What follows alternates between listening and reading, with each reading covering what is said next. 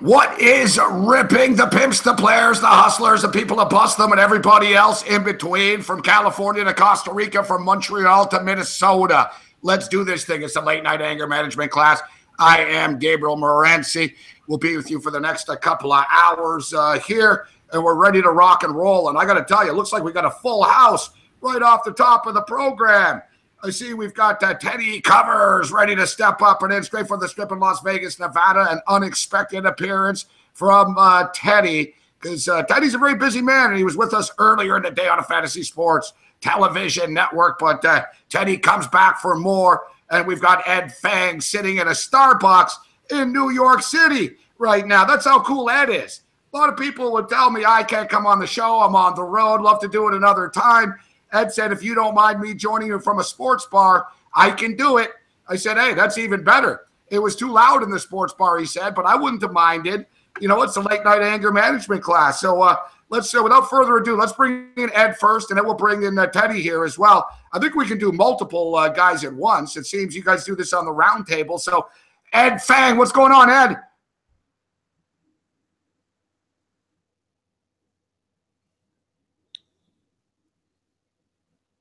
Oh, I can't hear you, Ed. I couldn't hear him either.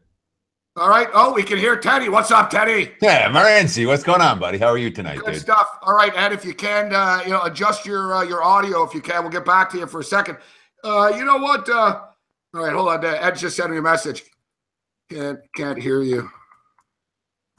What up, Teddy? You know what, Teddy? This is a pleasant surprise, actually. You know, we spoke earlier in the day, and I got a text from you earlier in the day, and I know you're a busy dude, but you stepping up and in right now. I appreciate it. How you doing? I'm doing great, man. I mean, SBR asked me to come on for halftime, dude, so I figured we come on and talk about the game for a couple minutes. All right. I know you got. I don't mean to preempt Ed at all, but we couldn't even hear Ed. What's up, I know. Ed? Do we have you, Ed? We can't hear Ed. I was worried it was me, actually. Nothing. No, I got you, actually, Ted. Still can't hear you, Ed. Morency. All right, Teddy. So what do you got second half here? I got to tell you, Twitter's blowing up. Not exactly. Well, Chris Collinsworth said this game is old school, and I guess if he means by a pile of steaming crap, if that's what old school means, I guess this game is old school. Well, I mean, the last 2 minutes were interesting. You know, we saw some offense finally. You know, and I've got the legend of Deshaun Watson has already begun at the NFL level. You know, I've got the Texans on the money line, Teddy. So yeah, I enjoyed the last couple of minutes of that half, actually. Sure, what do you think of the second half? 19.5, Bengals -4. Well, I mean, it's over now. We missed halftime, dude. You know.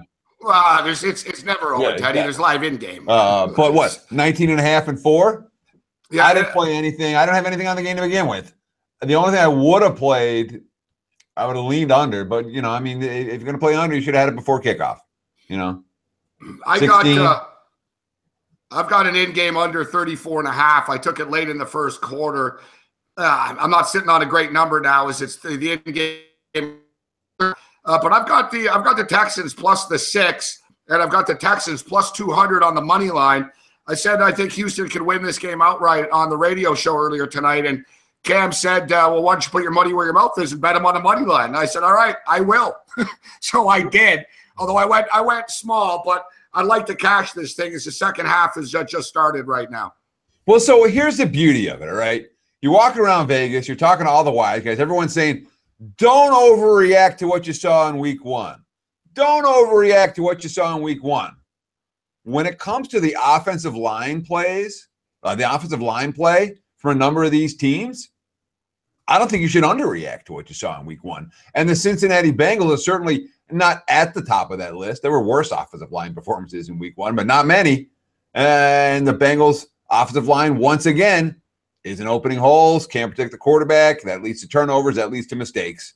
That's why Cincy's trailing right now. Of course, in the red zone, they've been getting blown up. So, you know, a bad offensive line, and this is an offensive line we all had concerns about in the offseason. We said, what's Cincy going to do? They just lost, their 2 veteran guards. What's going to happen? Do they have a plan? Is this plan going to work? You know, so far, game and a half in, hasn't worked. And to say, oh, well, Cincinnati, don't overreact. I don't want to underreact to what I'm seeing when it comes to poor offensive line play, especially when we're talking about teams we had questions about that offensive line to begin with. Well, I told you earlier today, Teddy, that over 4.5 sacks was free money. Mm-hmm. And it's not often you get to catch a prop before the half, but that's exactly what we did. Free money. Yeah. If they don't give money away often, and, you know, I was going to say in Las Vegas they don't, but to be honest with you, other than the Westgate, I don't know where you can't bet sack props in a lot of places in Vegas. Maybe at the Westgate. Maybe. Vegas is the most overrated place, like when it comes to gambling. It's a good city and stuff, but when it comes to gambling, yeah, I mean, we're the mecca for gambling. But yeah, as if you're the mecca for gambling. You can't even buy a fucking half point on a game. You got to wait in line to place a bet. You're not the mecca of gambling. Everyone's living room is the mecca of gambling, Teddy. I mean, that is very true. But the thing that Vegas has is other like-minded people. So you're sitting in a sports book. Guess what? You're in a sports book with freaking 100 or 200 or 400 other guys that are all doing the exact same thing that you're doing, and you don't have that at home. So it has the ambiance. Then I'm not rating on the whole Vegas parade. I live there, Teddy. I was going to say there's also like homeless people sleeping at sports books too. There's also people watching to see if you want money to fucking try to rob you in the parking lot. But it's true. Hey, sports books a lot of fun. Hey, we got Ed Feng in here. What's going on, Ed? Not much. How you guys doing? Hey, great stuff. Thanks for joining me, man. Great stuff. What's the second half just started here? How do you think this game goes? Do you have a quick opinion on the second half? Yeah, you know what? I'm not ready to give up on Cincy yet. I mean, I know there's people been down on him. You know, Andy Dalton's been one of the more accurate passers in the NFL over the last couple years. So, you know, and you got a rookie quarterback on the other side. So this one definitely not over. We're still at 10-6, right? Yeah, still 10-6. Half just started at 14-7 in this Boise State game. I've got Sheriff Lobo. I also got a piece of the over. The over's not looking good. That's dead. But if I can cash the 17, I bought a half point, Teddy. I got it at 16.5. I said, screw it. I'll pay minus 125 to give me plus. Feel a little bit more comfortable right now, too. I'm a little worried about the Lobos offense. You know, I've got New Mexico as well in my pocket. We used it on SportsBit earlier in the week as a play of the day. But that offense, Boise's shutting it down. You know, they're not moving the football effectively. And if they're not grinding out first downs, you know, remember they had that great fake punt and they felt like they had a bunch of momentum and then they ended up taking an ugly sack and going back from there. They haven't moved the football. I worry about the defense wearing down if they don't. But, of course, you know, we can give up another TD and we're still alive. So, you know, anything you have above, obviously, 14 in this game. And you got 17, so you got a field goal to spare as well. I wouldn't give up on that over quite yet. I mean, I know Boise's had trouble with some of those triple option teams out in the Mountain West. So, you know, not looking good right now, but. Overtime, maybe, and I like your style. Hey, for the exactly, especially, yeah. I like that style, and we had a couple of shots of tequila down there in Costa Rica. We did. Yeah, Ed could pound the back, Teddy. I don't know where you were, Teddy. I was drinking with Ed in the casino down there. Yeah. You almost kept it down too, Gabe. So Ian Cameron wanted me to mention that. So that was actually one of the highlights of my trip.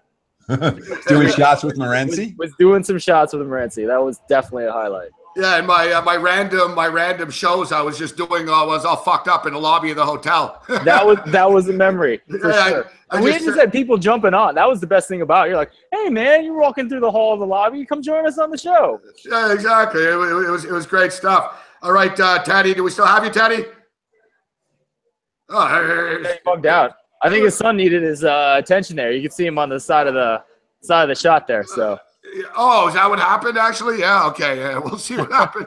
We'll see if Teddy hops back and in. So we'll keep people abreast of this. But it's good to have you on the show, Ed. Like I said, it was a pleasure meeting you. Yeah, it was a pleasure meeting you in Costa Rica. So you're in New York City right now, and you're so cool. You're doing this hit with us. You're in a Starbucks tonight. So what? You went to a sports bar, but it was too loud. Yeah, it was really loud, and I don't know. There's a lot of women everywhere. You know the crazy ratio in this city. Like, you can't see, like, young men walking around the city. It's kind of nuts, man. I kind of wish I lived here when I was a young man and unmarried, but instead I'm hanging out in a sports bar by myself while my wife's upstairs with the kids. This is her 40th birthday trip, so we're making a trip this weekend, having a good time, but she let me out of the house to hang out with you tonight. Well, I appreciate that. I appreciate it. We won't keep it too me. long. And you know what? You live in Ann Arbor. Right. And Teddy, of course, went to Michigan, and we got Teddy back. So you know what, Teddy? We won't keep you too long, but I was going to throw this at Ed since he lives there. I'll throw it at you as well. People have been betting on the Air Force Falcons coming into this football game. Right. Hand over fist, bro. They've been betting Air Force like crazy all week. Yeah, I know. So what do you make of this? I mean, the thought is, and I saw the Michigan booster saying, don't boo Air Force. You know, is this a walkthrough for Michigan? Are they looking ahead to Big Ten play? Are they going to try to, dial it up and get ready for Big Ten play? And, Air Force have a type of offense that can chew up a couple of minutes on the clock. Right. And, so we'll start with you, Ed. What's your take?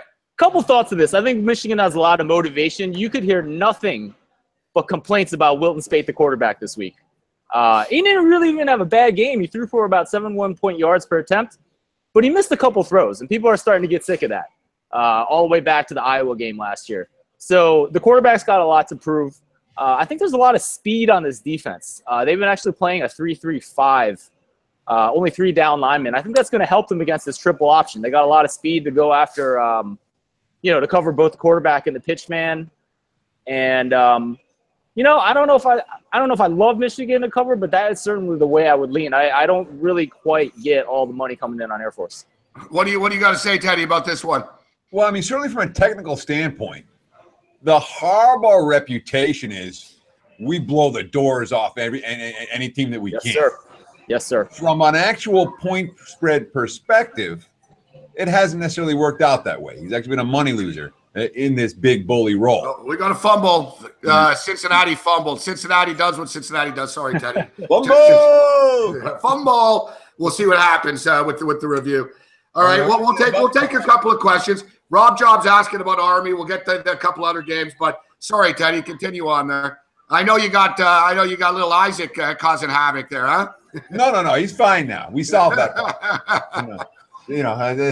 I disappeared momentarily. I didn't know what happened. I was like, damn, I don't know. Teddy got mad. I was talking to Ed, and then Ed. No, man. No, we had. I'm jealous. You were doing shots with Gabe. And now you're doing radio and TV with Gabe. Teddy, you were welcome to do shots. I don't know where you were, man. You're probably winning some poker tournament or something. Oh, yeah. Believe me, you don't want to do shots with me because literally, my second shot, I'll either puke, I'll pass out, or I'll tell you guys how much I love you. I mean, I'm as lightweight as it gets, dude. And literally, those are the 3 options. I'm either going to puke, I'm going to pass out, or I love you guys. Doesn't take anything. It's not terrible. It's all right. No, yeah, but yeah. No fumble. What are we talking about? No fumble. So Air Force, Michigan, Teddy. So everyone's betting the Falcons right now in Vegas, the mecca of the world. Well, I mean, the technicals on that I was talking about. Michigan not great in this role. Air Force has been very good in this role, catching points, double digits on the highway. So there's certainly technical support for the Air Force side of things. There's also a stylistic support. Air Force, as you mentioned, they're the type of offense, they're going to grind clock. Michigan doesn't see that offense every week, even with the 3-3-5 and the team speed the Wolverines have on the defensive side of the football. The wrinkles the Falcons run, against a style that you don't see very often. We've seen Air Force do it against all kinds of defenses. It wouldn't shock anyone to see them grind some clock against Michigan. And, of course, last week we were talking about the concept of this is a Wolverine quarterback who, this is about what he is. He's never going to be elite. He's always going to miss some throws. Yeah. And Teddy, just let me jump in there 1 sec. I had to remind a bunch of people about this on the radio this morning. This is the exact same stuff we were saying about Jake Rudock 2 years ago. Really struggled through 6 games and then just blew up for the rest of the season. So I definitely understand what people are saying, but we got to remember Rudock. And I think he doesn't get better. That's the thing. He just hasn't gotten better, and he isn't getting better. I know, being a Michigan fan and speaking to a lot of Michigan fans, it's basically the McCaffrey era set to begin next year. That's what people are looking forward to, right? Well, we're skipping over the Peters era already. All right. Yeah. Dylan McCaffrey. It's all about the McCaffreys right now. But that's right. Speight, one of the pick sixes against Florida was a tip ball. It wasn't his That wasn't his fault. He's overthrown a lot of guys the first 2 weeks. There's no doubt about that. It's certainly worth noting that one would expect to see a sense of urgency for the Wolverines this week compared to what we saw last week. Last week, that squad was flat and unfocused. It was very clear. It was clear from the get-go. And I wouldn't expect that to see that from Michigan 2 weeks in a row on their home field. Well, what do you guys think? Because it's a similar situation with Alabama. And I warned everybody last week, and people are all Fresno. There's no way.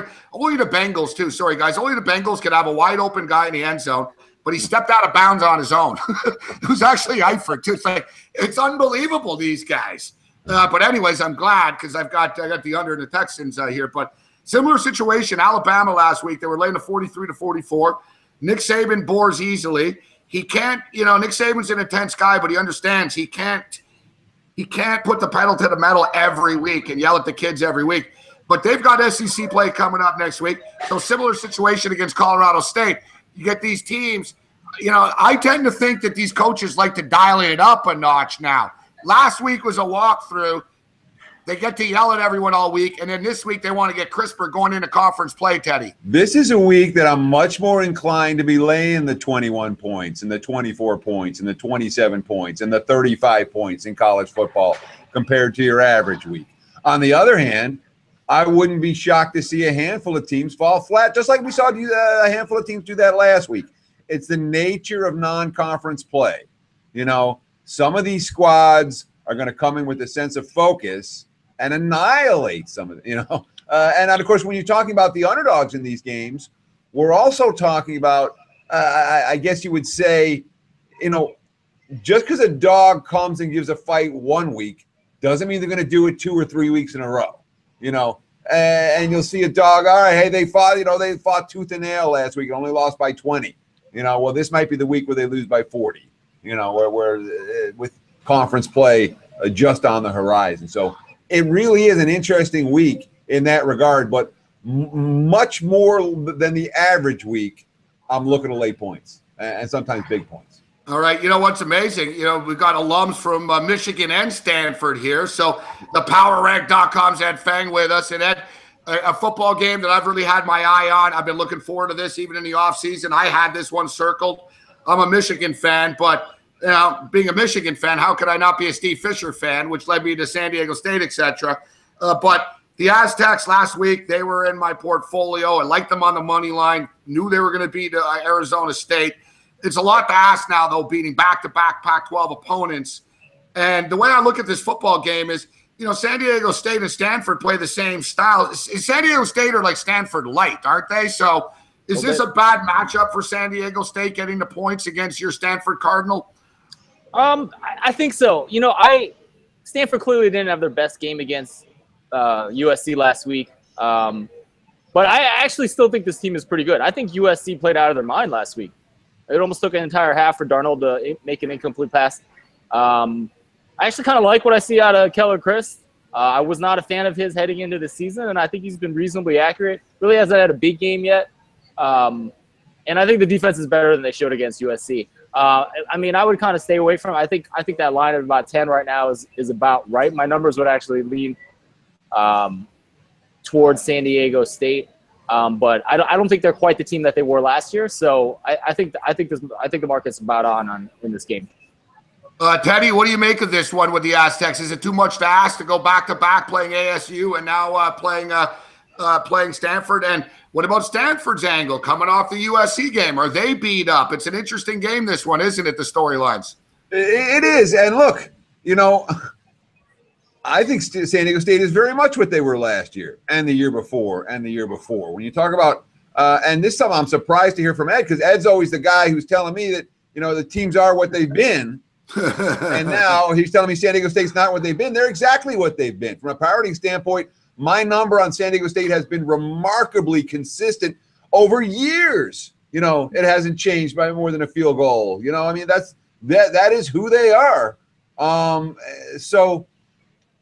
But I thought Ed made a great point talking about USC last week. USC last week, when you have a team that's playing special football, it doesn't matter what you play. And USC last week was playing at a special offensive level.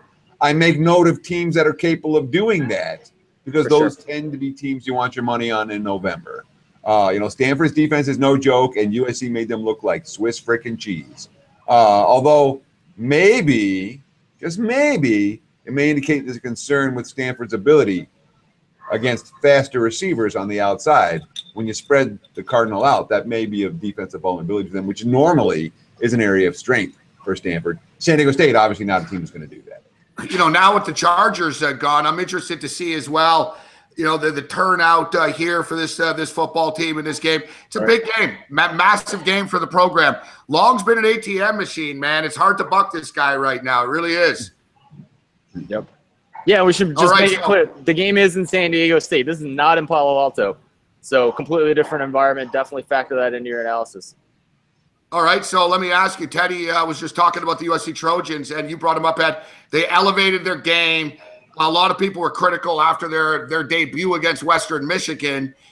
We saw the USC Trojan team that a lot of people expected coming into this year. We made a lot of wonder about Helton. Can he win big football games? Well, that was a big football game he won. That's step one. Right. There's still a lot of room to go, a lot of real estate to go here. Now they get the Texas Longhorns.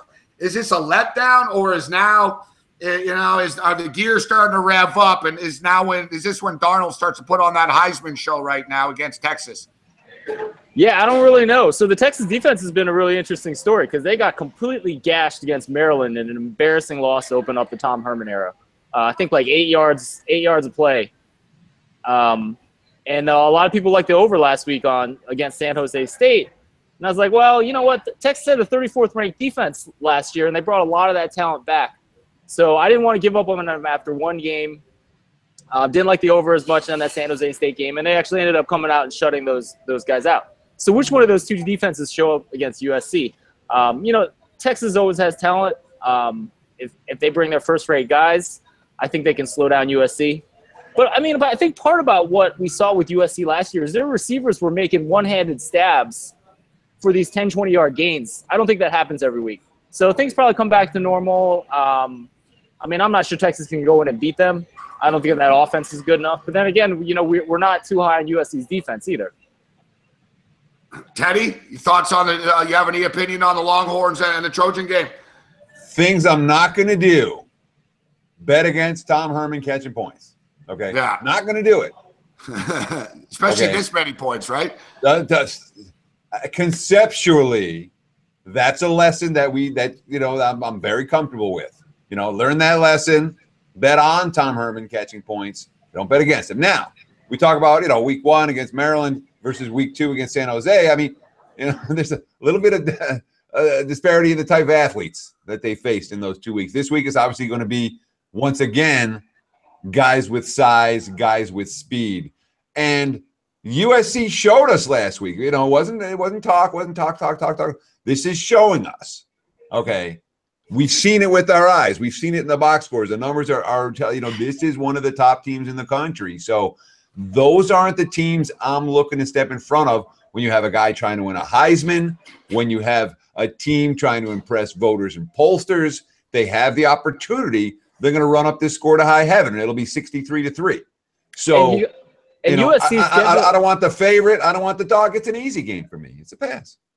You remember USC doesn't have the toughest of schedules this year. So Texas is none of the Pac-12 schools have a joke of a schedule because they play 9 conference games. They don't get the extra patsy. Well, but they're in the South. Arizona State aren't what they used to be. Correct. They don't have to play. They play Stanford, so they obviously took care of that. They don't have to play Washington this year. So the best opportunities for USC to make an impression are this week against Texas and then Notre Dame. Yeah, very true. I don't know what else. They're expected double-digit favorite like the rest of their games. And then the next big game is probably Washington in the Pac-12 championship game. I want to get some NFL with you guys too, but I want to ask you about the Clemson Louisville game as well. We'll start with you, Ed, on this one. People continuously underestimate Dabo Swinney and the Clemson Tigers in big games.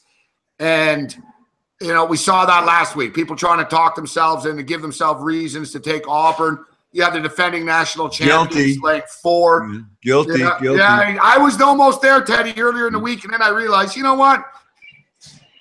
I can't get in front of this. Why am I going to do this? Dabo Swinney's now 12-1 straight up, Teddy, against SEC teams. Yeah, the one loss in the national championship game. I know. He's a big-time coach. Crazy. And even me, I'll be honest with you guys, in the offseason, I discounted Clemson. I didn't think they were a one-man team with Deshaun Watson. But, I was like, all right, this isn't a football factory. Are they really just going to be in the championship game every year? So, all right, Kelly Bryant looked great against Kent State. Didn't really do much against Auburn. They did enough. But overall, as a team, and I think you brought this up to me, Teddy, on the TV show, Louisville are a one-man operation. You got Lamar Jackson. Is Lamar Jackson going to beat the Clemson Tigers? I don't think so. I think it's a fair number, even though they played 3 times and, there's only been a 12-point margin, so they're averaging 4 points a game. There's been close games, but I don't think Louisville are anywhere near close to the pedigree of Clemson are at this stage. Give me the Clemson Tigers minus the field goal.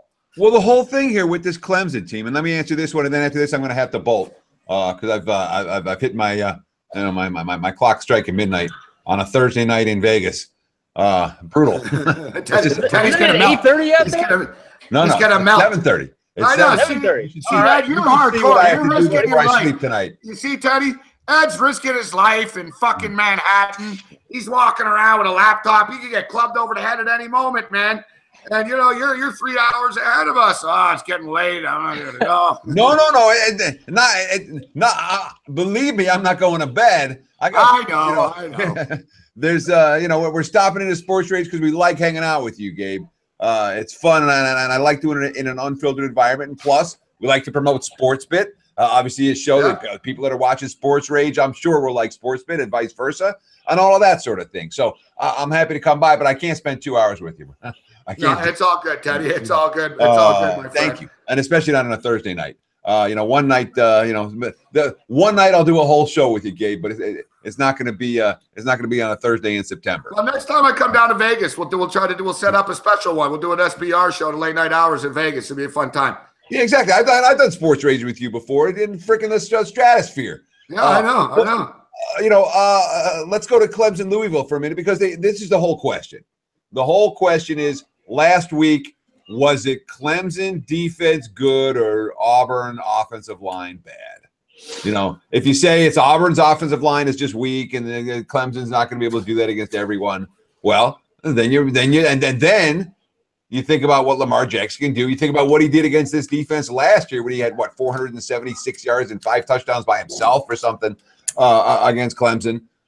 You think about the Florida State game last year. No one that watched that game is going to forget what Clemson's capable of doing when they get rolling with the TV cameras on, or with Louisville's capable of doing when they get rolling with the TV cameras come on. So all of those are legitimate cases you could make for Louisville, but you say that Clemson's not at that level program-wise. I think they are.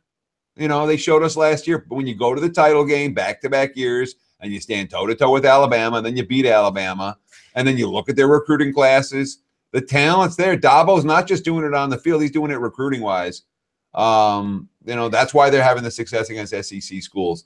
There are NFL prospects at every position on the defensive side of the football for Clemson. Yep. You couldn't say that 5 years ago about that program, or 10 years ago, or 15 years ago.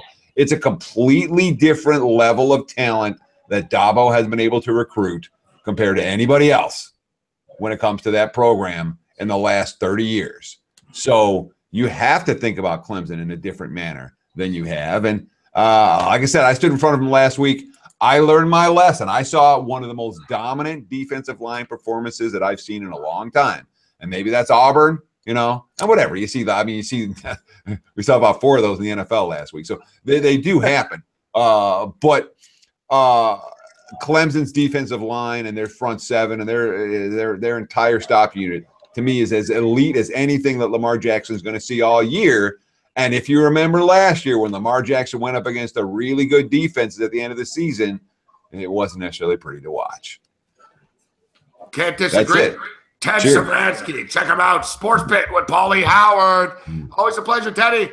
Hey, thanks so much, guys. Enjoy the second half. Good luck with every wager you have. Now, by the way, we're sweating Boise, New Mexico. It's up 14. Oh, God. Yeah. Here comes an interception. There's an interception. As you said, ball gets tipped. Motherfuckers, man. Son of a bitch. All right, Teddy. Always a pleasure. Yeah, good. Great hanging with you, Gabe. Glad I could cheer you up. Great extra. Great extra. Nice to see you, my friend. Yeah, you too. Come see me in Ann Arbor, buddy. Yeah, I'd love to be there. Not in the winter. There's Ted Savransky. And yeah, it's unbelievable. Yeah, New Mexico just threw an interception. They're down 21-7, 11 minutes left. Quarterback got hit as he was throwing it, and it turned into a little pop fly bloop. Big defensive linebacker was able to pick it up. Boise State, son of a bitch, they're up 14. Even a field goal will give them the number at most spots right now. So take on the Louisville and Clemson game, Ed. It's one spot that Dabo hasn't been great in has been as a road favorite as ACC chalk. In fact, he's 0-6 against the points the last 6 times, but it's a moderate price here, only laying a field goal. He essentially just needs to win this football game. Malinsky brought up a good point about Louisville, too. Talking about their sloppiness in the first 2 games. 22 penalties they had in the first 2 football games for the Cardinals. Clemson are a disciplined team that have played in big games before. I just don't think it's enough points. Like, to me, it's a mass. Are Louisville national championship material? I don't think so. I got to go with Clemson. Yeah, no, absolutely. I mean, I think this number at 3 is pretty fair. You can definitely imagine Clemson coming down, kicking a field goal to win this game. I want to second everything that Teddy said about Clemson's defense. The talent that they've been getting, whether they've been recruiting fair or not, which is what some people in Ann Arbor like to believe. Not me. I don't follow that stuff. But their defense got gutted the last 2 years. I know a lot of people that were all about playing Clemson overs early in the last 2 seasons. Their defense got gutted the last 2 years by the NFL draft and rebounded and were top 10 units. Just really impressive what Brent Venables has done with that unit. And they didn't get as gutted as much this year. So there's a lot of talent coming back. We saw what that defensive line can do. And I'm not one to believe that a blue blood program like Auburn has a terrible offensive line. They may have played they definitely played terribly. But I'm not buying that that's a bad offensive line, especially with some of the stuff that we saw them do last year in conference. I think that defensive line is for real. I have more questions on the other side of the ball for Clemson. Obviously, losing to Deshaun Watson hurts, but they still got a lot of skill players, and I think the quarterback is at least going to be able to manage the game, and that's probably enough to overcome Superman Lamar Jackson, even on his home field. Lamar Jackson has looked good this year. Like the development of him as a quarterback, staying in the pocket, reads and all that. Right. People are a little bit down on Louisville as a whole, but his development as a potential pro pocket passer definitely growing. 10-9 right now, a minute left in the third quarter of play. Cincinnati Bengals with the football on their own 35-yard line, 2nd and 8. Andy Dalton dumps it off. And Cincinnati doesn't really trust Dalton, so there's a lot of dink and dunk stuff going on. Can I rage for a second? Yeah, bring it on. That's what we're here for. So we got all these preseason magazines about the Heisman Trophy candidate from USC, front cover and all this stuff, and we kind of all forgot who won the Heisman last year and how good this guy is. And I thought it was just really funny that we've got we'll pick on the big media organizations that put Darnold on the cover, full color photograph picture, and then Lamar Jackson gets 2 pages in the middle, and there's a little cartoon of him. Yeah, it's amazing. And it's kind of unbelievable. You know what it is? We see this all the time, and it's funny we bring this up. I was talking about this with the MVP odds too for the NFL, and Tom Brady was the favorite, and I said Aaron Rodgers good value, and I said even if Brady has a great year, they won't give it to him. And look at LeBron James. LeBron James wasn't even in the MVP mix conversation. Right. Scotty Bowman, greatest coach ever in any sport. I think he's won Coach of the Year once or twice. Yep. And it's amazing. Heisman Trophy. Only Archie Griffin. Right. Only Archie Griffin, back to back. I was thinking about the same thing and how it's preposterous and ridiculous that once you win the Heisman, doesn't matter what you do the following year, they want a new trendy one, man. They're they're like horny high schoolers, breaking up with girls. They're moving on to the next one now. You know what I'm saying? Yeah, exactly. It's amazing. Yeah, look, there hasn't been a repeat Heisman Trophy winner ever. Only Archie Griffin. Right.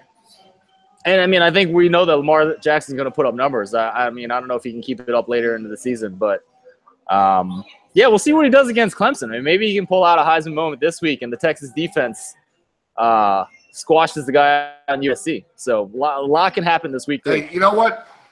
One thing, and you look at the USC quarterbacks, and everyone's Sam Darnold number 1, first off, it's rare that number 1 overall picks actually win Super Bowls, but a USC Trojan starting quarterback has never won a Super Bowl before. It's hard to believe. You think about it. All the 51 Super Bowls over the years, never won a Super Bowl. USC quarterback. Well, maybe Matt Castle. He was a backup, but as a starter, Carson Palmer, Arizona Cardinals this year, right? Yeah, you know what? My over 8.5 is not looking good. We're at 1 game, man. I know they probably should have won at Detroit, but we're at 1 game. But without David Johnson, man, I just don't see how they're going to do it. Right. What do you think? I think the line. I'm not taking the Colts here, man, but I think people are almost. I don't know, like you fantasy guys are freaking out about David Johnson being out, but I look at the point spread and it's 7.5, and I'm like, man, you really want to lay 7.5 points with just Carson Palmer and Larry Fitzgerald? And Carson Palmer didn't look very good last week either. What do you make of that game? Yeah, I'm not really. What, the line 7 on that game already? Yeah. Well, I mean, that's all about the Andrew Luck factor, right? I mean, that's what that line represents right there, and that's. And how bad they were last week. Right. Yeah, and how bad Indianapolis were last week. Have they announced that they're starting Tolzien again, or is that? No, they haven't announced it. I think they're probably going to go with Brissett, I would imagine. It's an even 7 points right now. Yeah.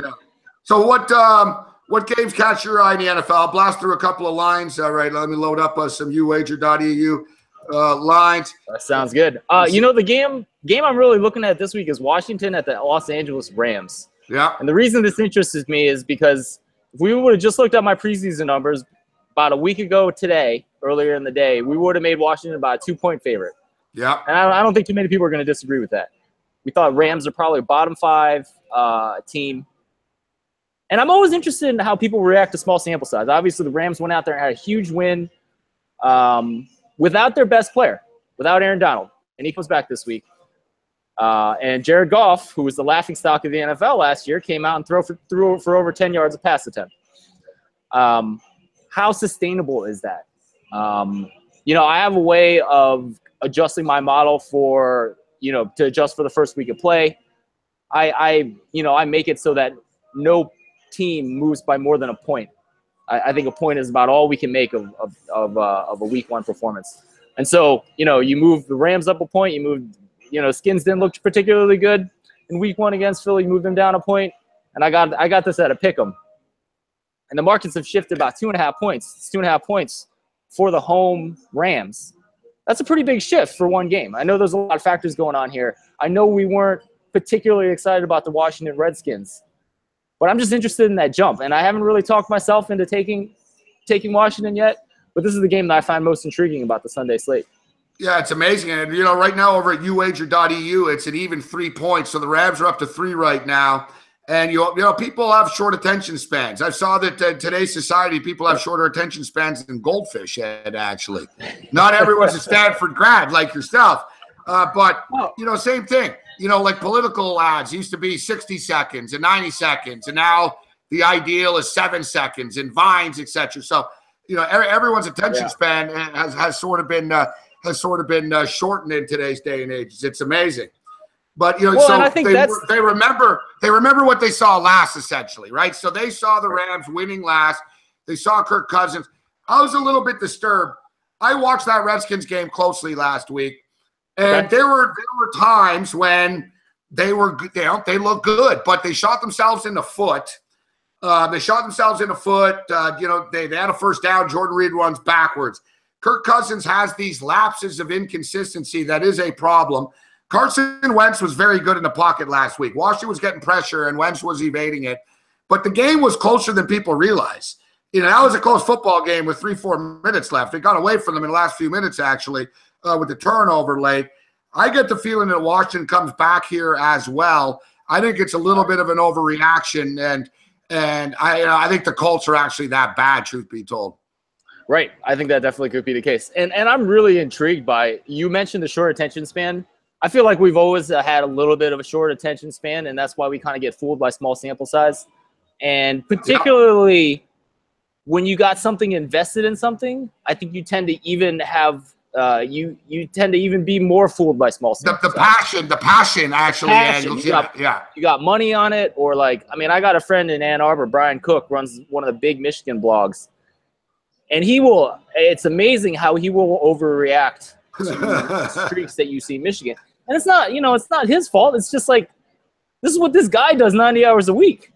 Like, he watches Michigan film and he blogs about it. And it's like, when you're that invested, you can't help but just ride the highs even higher and ride the lows even lower. And that's kind of like, we're on a show together, and I'm kind of like, I'm the guy who kind of brings them down. Tom, you got to chill out. Yeah. Gotta chill out a little bit. I'm the numbers guy.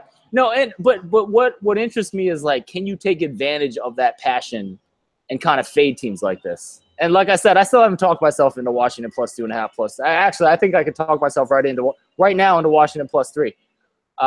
But is there value there? I think that's the point I'd like to bring out. And this applies to college football too. We can talk about Baylor at Duke. Yeah, Baylor. Okay, we'll get to Baylor and Duke in a second. Let me ask you about the Bills and the Panthers. Yep. I brought up the facts. He's Sean McDermott, longtime defensive coordinator with the Carolina Panthers. He was within the organization for 6 years. Brandon Beane is now the general manager for the Buffalo Bills. He was the assistant general manager and player personnel and all the director and all that type of stuff with Carolina. So essentially, you have a guy that coached most of the guys on the defensive side of the football, and you got a guy who actually scouted and drafted most of the guys on the Carolina Panthers football team as a whole. That's as inside knowledge as you can possibly get. As far as McDermott knows, this guy doesn't like moving to the left. This guy doesn't like, this guy's no good in nickel coverage. This guy's no good against the run. He knows every weakness of everybody. So Buffalo have a built-in advantage here. I just wonder, do they have enough, to take advantage of it? And my concern is, because Buffalo's defenses look good, and in preseason they look good, and McDermott's a defensive guy, so I got confidence in their D. I know it's the Jets, but they still did what they had to do. They held them at 214 yards. But with that being stated, if they fall behind, I don't know if Carson Palmer, Jordan Matthews, and Zay Jones have enough firepower, with LaShawn McCoy to play from behind in this football game. If they do fall behind, which kind of seems inevitable that they will, but it's 7 points. I'm trying to talk myself into the Bills. What do you make of this one? Well, I don't know. I mean, from my perspective, I know the Bills were kind of gutting their team in the preseason with some of their trades. They traded one of their cornerbacks off to New England, and maybe he sucks because he didn't look particularly good against Kansas City when they got gashed. So, but, you bring up a great point with McDermott, and, that's the kind of stuff that numbers like mine do not consider. Inside knowledge. How can a coach take advantage of that stuff? So, my number has it about 6.5. Seems like the market's pretty fair. I think that's where a lot of the markets are right now. Bills on the road. Yeah, I mean, if you believe in that edge, if you believe McDermott can take advantage of those matchup differences, I think you can talk yourself into that. All right. So anything else in the NFL, or we'll hop back into college because you brought up that Duke Baylor game. Anything else in the NFL you want to hit, or you want to jump back into college? Yeah. I mean, just real quick. I want to ask you about something too. Go ahead, and I'll ask you about 2 NFL games too. They're sort of correlated, but go ahead. Sorry, Ed. Yeah, absolutely. I'm interested in what happens with this New England game. Yeah, exactly. We talked about small sample size and making decisions on teams. It looks like the markets have decided New England is the same team, despite against the Kansas City Chiefs. I think the game's at 5 at New Orleans. That's what my numbers would have put it at preseason, and I think that's right. I wouldn't give up on Tom Brady, Bill Belichick after one game. So where does that close? I'm very interested to see where that happens, and I'm really interested to see if Tom Brady is going to continue to look like he's 40 years old. The number's climbing. It's up to 6.5 right now. Is it up to 6.5? Wow. It's up to 6.5, and the total open. We were all waiting on Monday night. We were live here, and we were waiting on Monday night to see what the opening number would spit out at. And it opened at 53.5, up to 56 right now on the total. And, the little voice inside of me actually wonders, is something wrong with the Saints offense? I know that was an elite defense they played against the Minnesota Vikings, but Michael Thomas, never been a legitimate number 1 wide receiver before. He's a young guy. He's only his second year in the NFL. He had Brandon Cooks playing on the other side with the best DBs. It's a hell of a lot easier to put up the numbers when you're the second guy and, you know, you're flying under the radar. You know, Thomas has a new role to deal with. Willie Snead isn't there. I think is a little bit bigger than people realize as well. You know, what do you make of the Saints offense? And is the total getting out of control now at 56? Because at 56, we need a clean ride. Yeah, I mean, the 56, I don't really know about the Saints offense. I think I would have some trust in Drew Brees above all else. Sean Payton's an offensive guy. That 56 is everything about the Saints defense. I mean, the hell, they made Sam Bradford look good in week 1, right? This is a unit that is defied, you know, when a unit is that bad year after year, guys like me always predict, regression to the mean, they're just going to get better. Like, they can't continue to be like bottom 2 defense in the NFL year after year.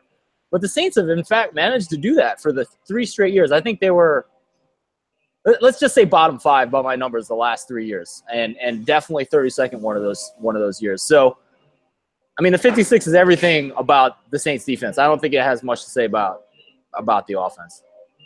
And, you know, we got a similar other game, another expected track meet, the other high total of the week. The Green Bay Packers and the Atlanta Falcons, of course, a rematch of last year. What's interesting about this, Ed, is both games, they played twice last year. They played in the regular season, and they played and then in the playoffs. So both the games were really good to me. I won a Survivor League, $5,000 because of that Packer-Falcon game. I had the Falcons, and then later, Buddy had the Chiefs later in the season, and I had the Falcons. Nice. And then in the playoffs, I hammered the Falcons against the Packers. But both those games landed on the same number, 65, interestingly enough. Right. You know, 33-32, and then the 44-21 football game. So just interesting. They played twice. Both times they got there in different ways, but they landed at 65. And right now we're getting it at 54 right now. So we do have a recent sample size to take that they played twice last year. What do you make of this one? Yeah, I mean, I think, you know, I was very intrigued by some of those totals towards the end of the season. I think that total in the Packers-Falcons playoff game was 58, maybe even 60. Did we get a 60 last year? And they still – I think it was 57.5. It came down a little bit, but you're right. It was right there, 58 type thing, yeah. I feel like we saw a 60 at some point, maybe midweek, something like that. I think I can find it. I'll look it up here. Yeah, but I don't know. I like the under in all those just because that's such a high total for the NFL. Like, even with these defenses, these guys are still professional NFL players. Expect them to hold these guys down at least a little bit. I actually really like the under on the Super Bowl in New England, Atlanta, and probably would have been fine had, you know, without that pick six that Brady ended up throwing. So, you're right. Yeah, I mean, 60. I think those are really, you're right. Yeah, I just looked at 60. It closed at 60. That's insane. And like just 6. So the last time they played, the Falcons laid 6. This time they're laying 3. It closed at 60. This time it's 54. Yeah. Yeah, and what the total's at 54 right now. You know, I don't make NFL total numbers this early in the season. I don't know. It seems about right. You know, you always if you see a number near 60, even though they didn't win last year, you want to go under. It was a sweatshop too. They only scored 10 points in the first quarter, and they put up. It was 24-0 at the half.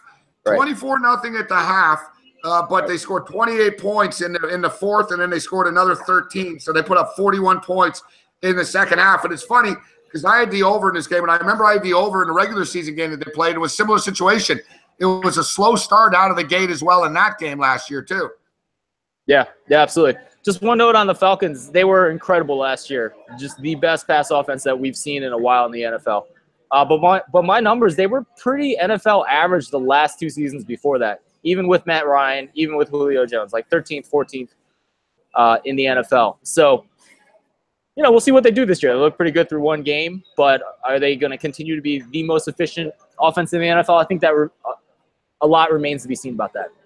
Okay, so you brought up Baylor and Duke, and here we are right now, man.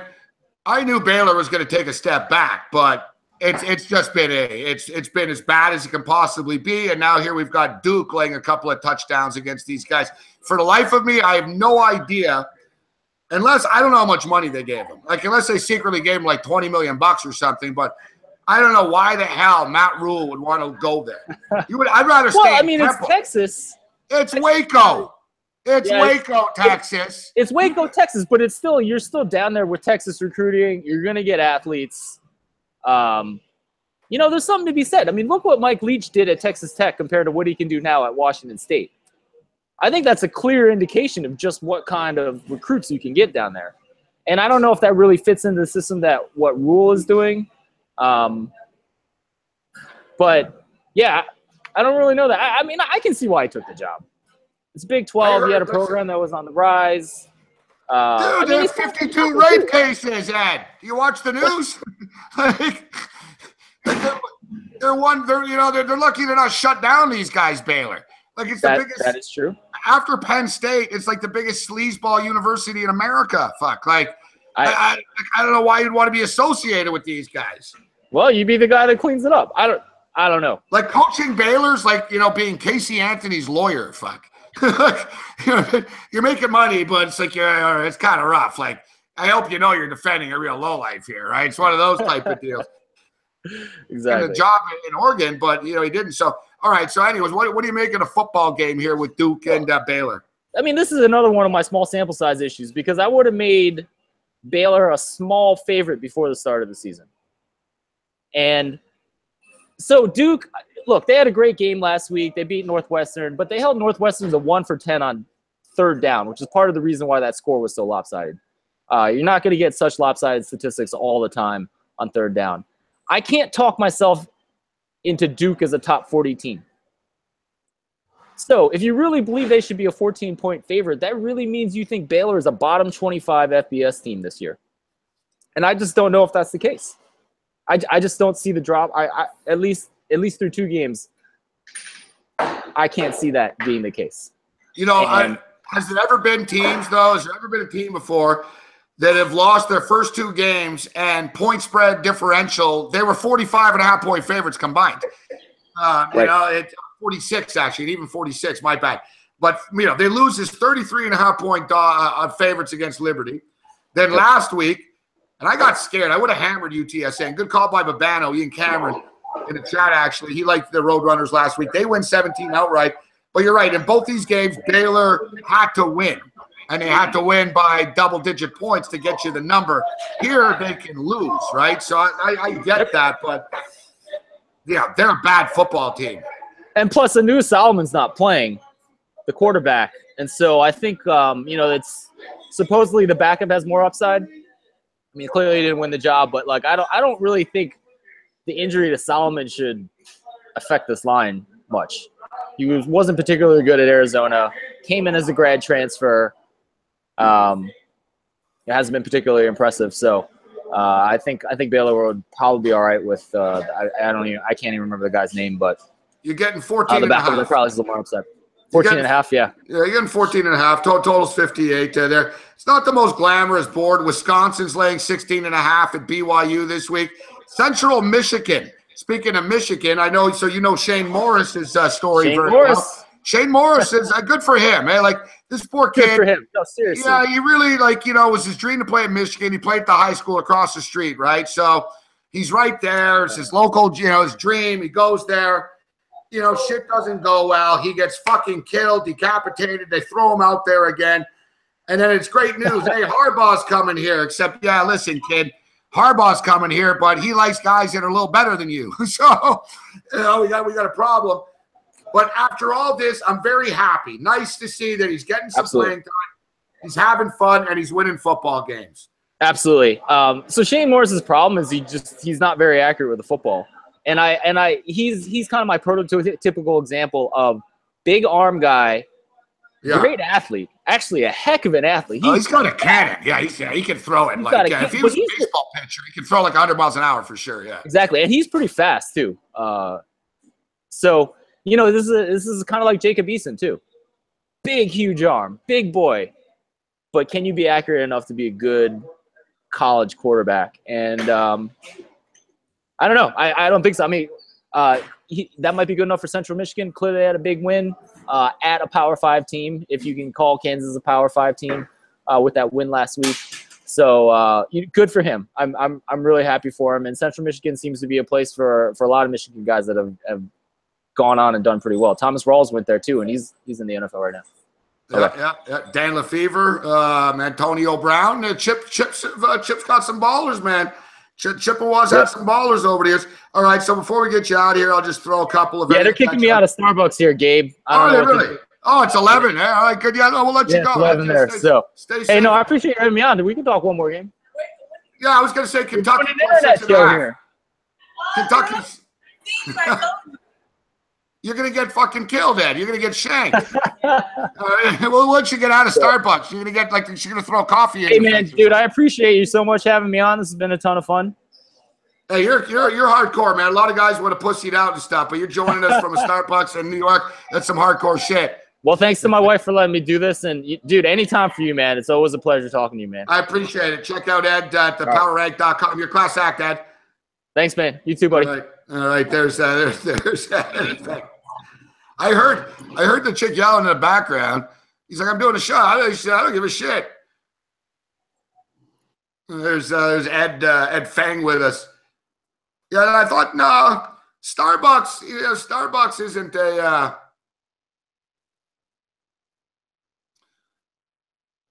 Starbucks doesn't stay up all night. Now, I got to be honest with you. First off, this might surprise some people, but I don't drink coffee. Hard to believe considering how much energy I have. I don't drink coffee. Secondly, I don't like Starbucks. I don't like trendy ass new fucking things. All right. I'm more of a mom and pop guy. So honestly, I can tell you, I can't say I've never spent a cent at Starbucks before because I have bought like a piece of banana bread. I bought a muffin from them before, only when I had no fucking choice, when I'm in like a Vegas casino and I'm like in the lobby and there's nothing there. I'm like, fuck. But yeah, I don't go to Starbucks, so I don't generally know when they fucking open and close all the time, but I know they don't stay open all night. Fucking Houston Texans are punting from their own end zone right now. Son of a bitch, man. Even the Cincinnati Bengals are eventually not going to fuck this up.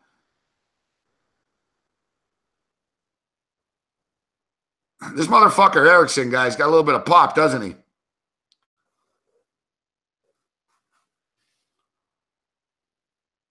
Yeah, like I said, I don't drink coffee, so. Steven Stucci in the house. What's up, Stucci? We're going to get Stucci on. We'll get Stucci on a Google Hangouts. I think tomorrow night we'll do it, actually. Unbelievable. What up, Fordsy? Yeah, unbelievable. 3rd and 1. Like, the imagination and the creativity of the fucking Houston Texan offense is fucking none, man. I've said this before. I'm going to say it again. Bill O'Brien's a shit fucking coach. I'd fire him. He's holding these guys back. Like, Bill O'Brien plays not to lose, and you're going to lose because of it. Here's Andy Dalton going deep. That's the Cincinnati Bengals offense, fuck. Let's just throw a Hail Mary to fucking Green. It worked earlier. The Stooch. The Stooch and the Mooch.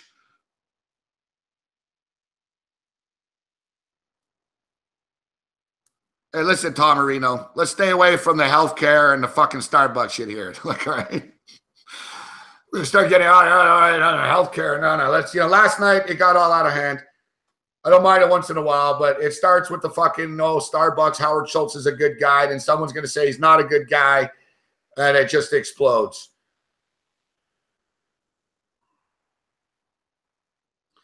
Me personally, my opinion on the guy that owns Starbucks, he seems to be a good guy to work for your employees. Like you said, he sends you to college and all that shit.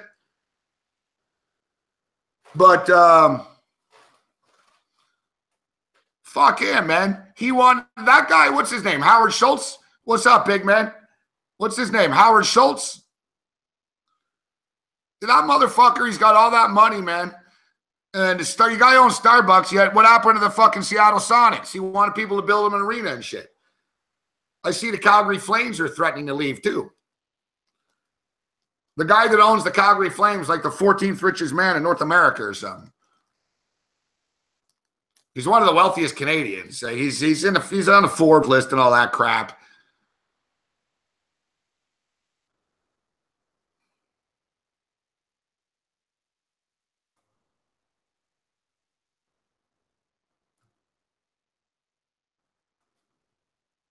Yeah, motherfucker. I got to tell you what, man.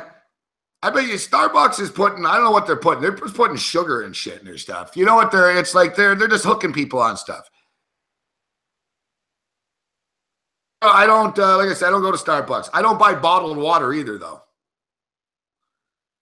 Yeah, exactly, Bobby. Motherfucker owns Starbucks and the guy can't build a basketball arena?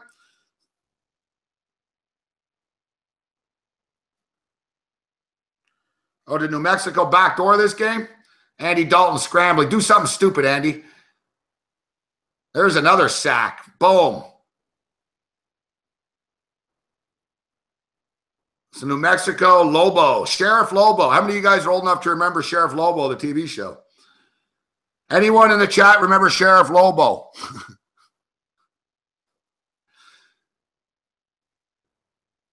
Because I think some of my puns are too old. I'm like, I got to reference them up sometimes, you know? Because I've said to a couple of people today, I'm like, yeah, I'm taking Sheriff Lobo. And people are like, what? I'm like, the Lobo. Sheriff Lobo? I'm on Sheriff Lobo. I don't know what you mean. Sheriff Lobo. It's a fucking TV show. Sheriff Lobo.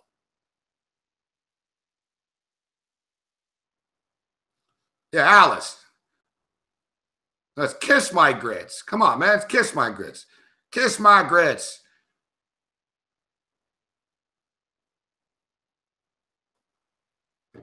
Like, how could Starbucks not afford to build an arena?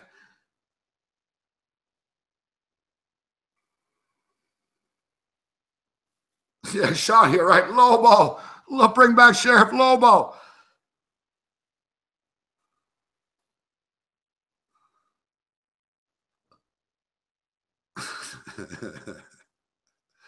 And now you guys are talking about coffee. For the record, the reason that McDonald's coffee is so popular now is because they bought the same beans that Tim Hortons used to use. That's the deal. They bought the same beans, right? So people are now, I really like McDonald's coffee. Yeah, it used to be Tim Hortons coffee. And Tim Hortons goes downhill now because Tim Hortons is owned by Burger King. And remember in the old days when Burger King was a proud fast food franchise that was like rivals of McDonald's? Like Burger King and McDonald's were like Pepsi and Coke. All right? You know, they were rivals. Coke might have the little advantage, like McDonald's. And I've always associated Coke with McDonald's, Pepsi with Burger King. They used to be even. Now, Burger King's Burger King is essentially Jack in the Box now. Like, Burger King is fucking nasty. Like, I think they fucking probably have better food at Rikers fucking Island than they do at Burger King. Like, you know food's bad when it looks bad in the TV commercial even.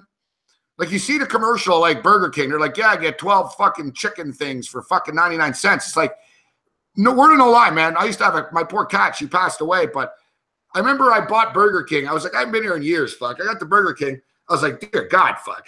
And I was like, oh. I spit it out. I tried to feed my cat Burger King chicken tenders, man. She wouldn't even eat it. You know what's bad when an animal won't eat your food? Like, or a homeless person, which when I lived in Hollywood in the late 80s, I once gave some Jack in the Box to a fucking guy on the street. He refused to eat it. He's like, I'm not eating this. He threw it in the garbage. Another time I gave coleslaw to a guy at Popeyes on Hollywood Boulevard. O.J. Simpson owned the place. Hollywood and Vine, no joke. There's a Popeyes there. We got people who live in L.A. I think it's still there, the Popeyes. O.J. doesn't own it anymore. But I was eating dinner in the Popeyes. I used to live in Hollywood. I was eating in the Popeyes, and there was this homeless guy. And I was eating, like, you know, like right at the glass. So this homeless guy's, like, looking at me eat. And he's, like, sort of like, come on, help me out and shit.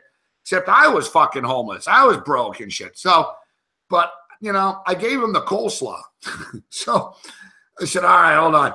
So I went outside and I gave him the fucking thing of coleslaw that came with the meal. And the guy took the coleslaw. He took the coleslaw and he fucking smeared it all over the window.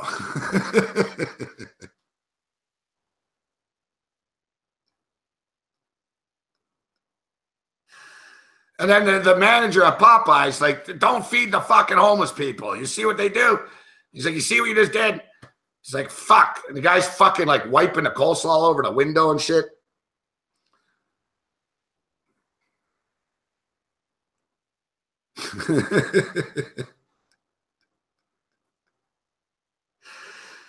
You guys remember the old restaurant Sizzler? Remember Sizzler? Remember White Man Can't Jump? We going to Sizzler. We're going to Sizzler. He's like, hey man, we still going to Sizzler? No, shut the fuck up.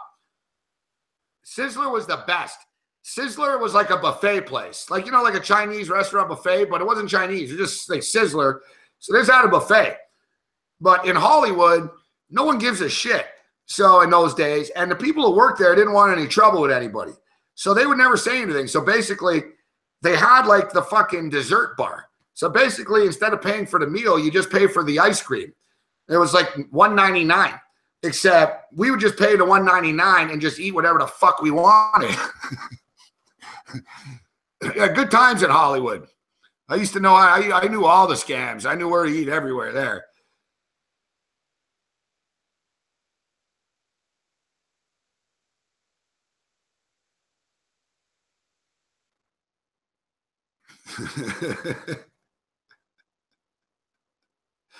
You know, I was talking to Tony Sincata the other day. He's on the Fantasy Sports Network. Yeah, 20. So we got a backdoor cover, like we said. Game stays under, Lobos cover. And like Babana was talking about last night, now Brian Harson's what? He's they're 1-11-1 in their last 13 games is home chalk, Boise. Think about that. That's the type of shit that gets you fired with the boosters. That's the type of shit that gets you canned with the boosters.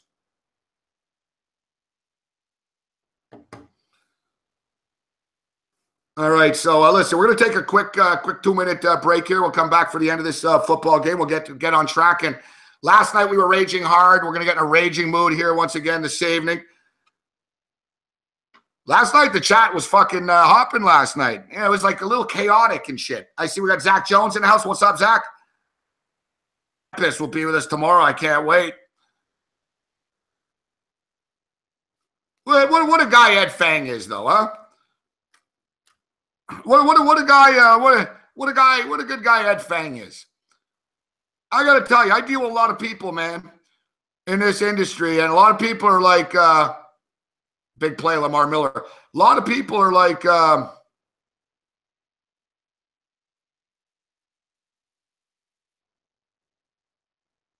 Azo Tracks, like the chat. So what sucks about the chat, Azo Tracks? That people aren't spreading fake news like you were earlier?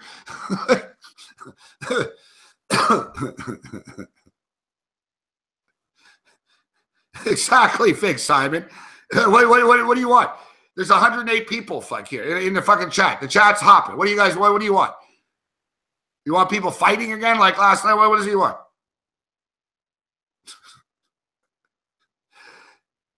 Oh, here come the Houston Texans.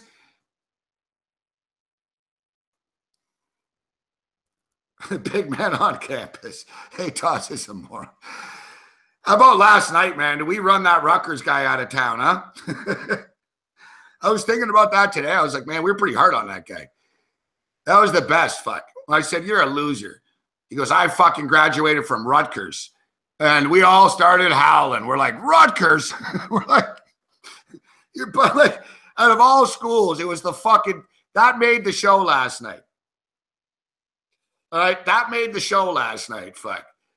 When that buddy started trolling us and he's talking shit and fucking, he goes, hey, I make $80,000 a year.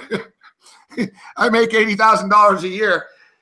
I went to Rutgers and we were like, motherfucker of all the, like I said, fuck. You got two guys applying for the same job. One guy went to Rutgers, the other guy went to DeVry. I'm hiring the guy that went to DeVry. And you know what? You know what? Listen, we're just busting balls. Rutgers, I'm sure, is a fine institution and shit. But the guy was being a dick. The big man on campus says that he was apologizing. Exactly. He took some pot shots at Babano. I didn't like it. He was drunk. Yeah, all right. Yeah, exactly. Go Grand Canyon. All right, we're going to take a quick break. We'll be right back. Bull break, smoke him if you got him, walk your dog, call a hooker, place a bet. Go over to sportsbookreview.com right now. Pick a sports book on one of the banners. Place a fucking bet. Place a bet. Do whatever, you know. That's what we're here for. You got to listen. SBR does a lot of good things, man. This shit ain't cheap for them, all right? I'm not sitting here for free just for the sake of it. You know what I'm saying? I'm not just doing this. I'm having fun, but I'm not just doing this for the sake of it. You know, SBR costs them money to put all these videos together all day and stuff. They got a good operation going, so go over to their the website, support one of their sports books, and tell them SBR sent you.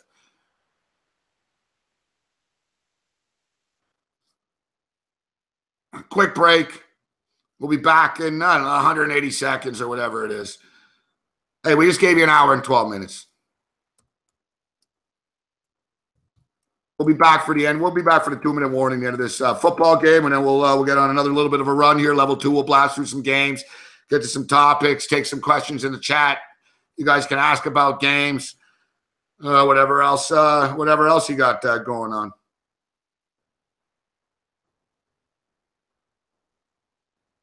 Talk a little UFC, boxing. And hopefully we're going to be talking about how good I am because I have the Houston Texans on the motherfucking money line.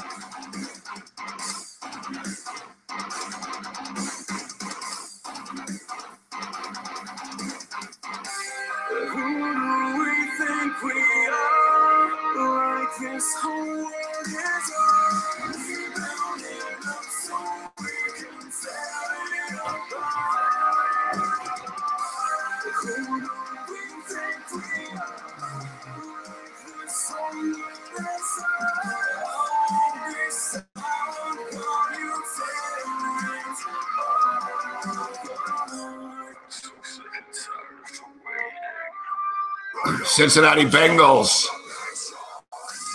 with the football. 1 minute and 30 seconds remaining in the football game right now. Houston Texans looking to make money for their money line backers right here this evening. You know, Andy Dalton can really salvage his reputation right now. And I'll tell you what, like seriously, it's 4th and 4 right now. You're going to have to think about making a change at the quarterback position.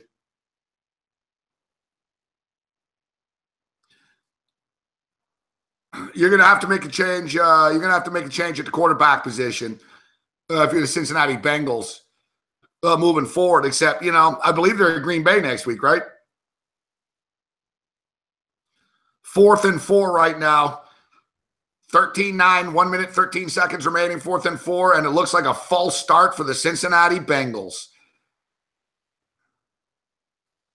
Absolute killer, putting themselves in a 4th and 9 situation, and it is a false start on the Cincinnati Bengals. What's going on, Jazz? Like how do you not go to AJ McCarron now? Now it's a 4th and 9. Whatever. It doesn't really hurt Dalton. Dalton's actually better throwing the ball deep. I got to tell you, the Houston Texans were distracted a little bit by that Hurricane Harvey stuff. I really believe that. I think it was another false start, personally. Dalton going deep. And absolutely nothing. That's what you guys had on 4th and 9?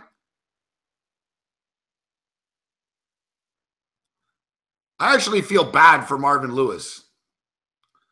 I would feel bad for these Cincinnati Bengal fans, but I know most of you are probably Ohio State Buckeye fans, so you can go fuck yourselves. Sorry, I'm just, you know, a little emotional. Hey, come on, W. Bennett. No need for the ginger bashing. No need for the ginger bashing. Listen, Erickson's a good player, but really? You got to be going to A.J. Green, man. A.J. Green's your fucking money guy, man. You're telling me you don't have a fucking 4th and 9 play for A.J. Green?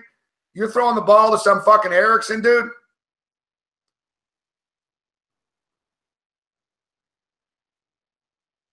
And Deshaun Watson and the Houston Texans are going to go into victory formation.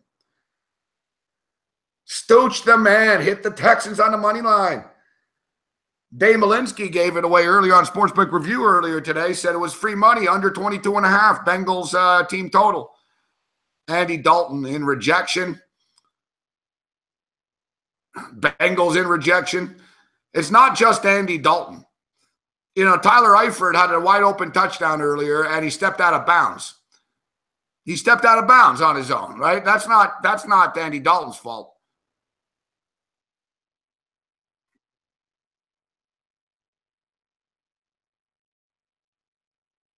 What the hell are they doing? Like, does Cincinnati have a timeout left? Like, I thought, I don't know. On my graphic, it's hard to tell. It looks like Cincinnati don't have any timeouts, but Steven Stucci in the house. You know, we hit this. Nice, we're getting back on track. I wish we had this in a fucking contest. I'm scared to look at the props, though. I know we hit the sack prop. We didn't hit the fucking field goal one. There's no field goals. The offenses are too shit. We got to be careful with this long field goal stuff.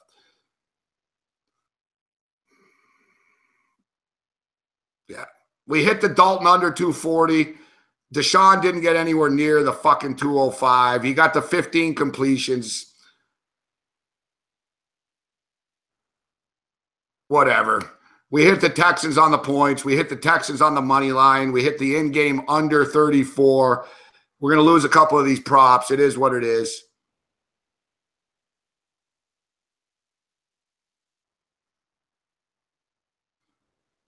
Who's the racist? I don't see who. First off, yeah, John, yeah, you got to boot John Michaud here. I don't have access to boot him out. Yeah, we can report him. We don't usually report, but no racist comments in the chat. John Michaud, you've been reported.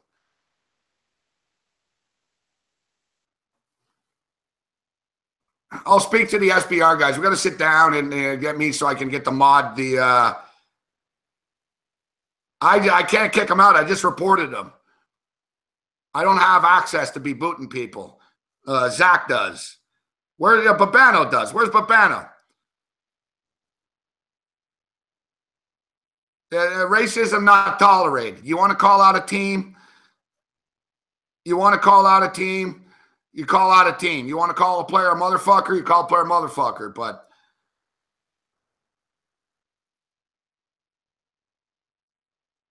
no racist comments allowed. Yeah, even if you think it's just in whatever, it's not happening.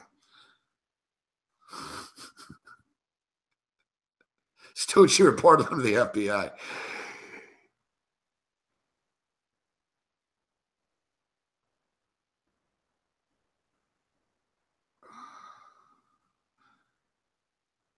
There's 12 seconds left. Motherfuckers, I'm not... There's Babano. I never imagined that Babano would be the moderator of my show, but this is what it's come to, Babano. Babano, and I got to tell you, too, Babano's a very reasonable person. So if you upset Babano, then you know you've gone too far.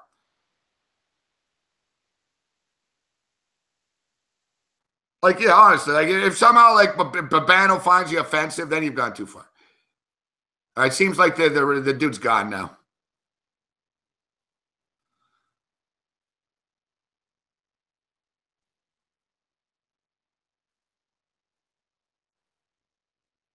And down they go. Motherfucker, you would have been better off just running out of bounds. So at least you guys had a Hail Mary. That's the Bengals for you. Like, dude, what were you doing?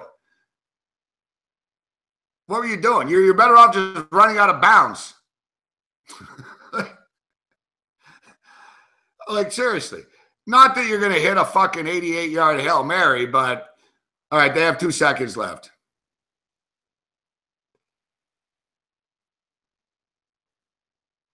They have 2 seconds left.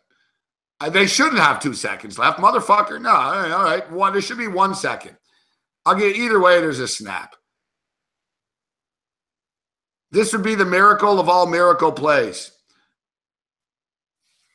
This would be the miracle of all miracles of all miracles. I'm a little disappointed in the prop situation here, but I can't complain. We did all right. Hitting the Houston Texans on the money line was nice. I only got him at plus 200, but all right, they're going for a little Stanford type stuff. So far, so good. They're passing it around. They're still alive. They pass it back. Here's Dalton. Dalton will fuck it up. Yeah, Dalton throws it to an offensive lineman. I told you Dalton would fuck it up. He knows, even at the end somehow, you guys like managed to throw the ball around successfully like 6-7 times, and then you get it to Dalton. It's like, yeah, Dalton, you know, throwing it to the fucking big lineman's probably not going to be the guy you want to throw it to. And the Houston Texans.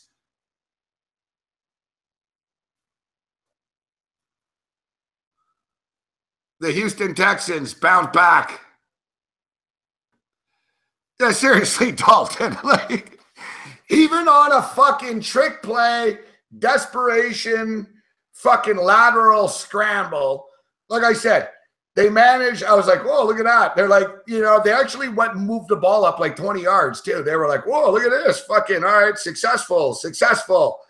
They get it back to Dalton. And there's old Andy. Andy throws a bullet to the fucking center. Fucking 300-pound dude fucking catches the ball and gets fucking face planted by fucking J.J. Watt.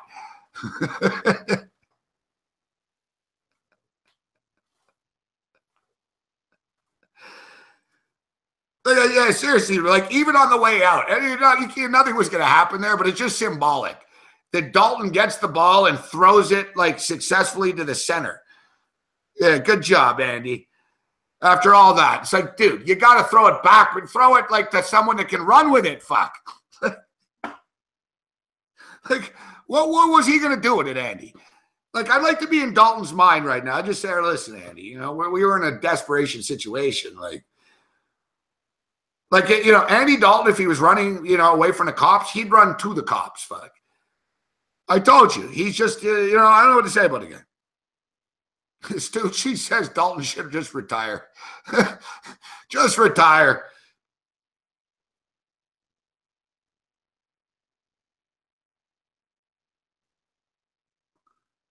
Yeah, Deshaun Watson popped one. Bill O'Brien did jack shit to win this football game tonight. Bill O'Brien is a shitty coach.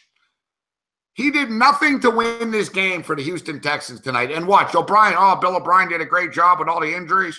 You know the mainstream's going to kiss his ass. You know, you did a shitty job, fuck. Deshaun Watson popped one and saved your ass. Yeah, that's what happened here. Bill O'Brien's a bad coach. They escaped. But when I say that they bounced back, Jazz, I meant very similar situation with UNLV. Very similar situation with UNLV. UNLV were humiliated and embarrassed by Howard University. UNLV were 43-point favorites. They gave up 43 points, and they lost 43-40. All right, the following week, and everyone in Vegas, and I was there that night, everyone in Vegas, this program's dead. They're dead in the water.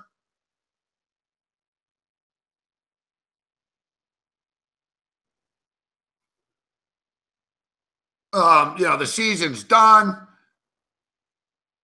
There's no way that, you know, UNLV can make a bowl game now. All the progress of Tony Sanchez and the Cleveland Indians win again, 3-2, 22 in a row, but they don't win on the run line. They win 3-2. Now 18-4. They were 18-3 on the run line.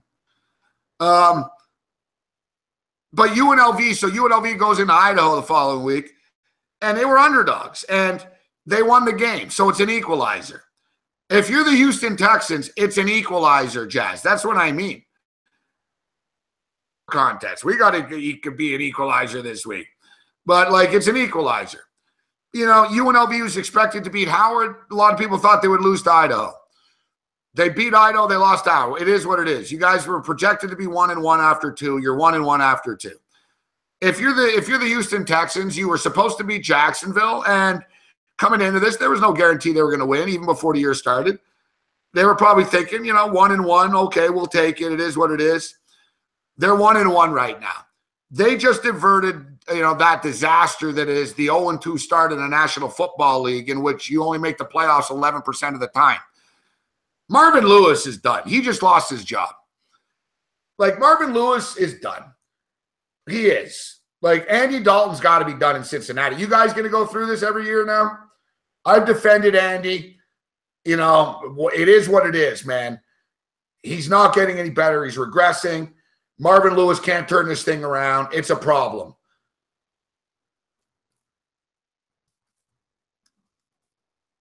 I don't know how many people thought the Bengals were a playoff team anyways coming into the year, but nevertheless. So the Cincinnati Bengals are at the Green Bay Packers next week. Are they beating the Green Bay Packers next week? No. They're going to be 0-3. And the Texans avoided an 0-3 start because they're at Foxborough next week. But I'll tell you what, there's something to be said for being a winner. And unlike Bill O'Brien, who's not a winner, unlike Bill O'Brien, who's a fucking loser, and I think I might have to turn on the AC Azo tracks. The first smart thing Azo track said all night here.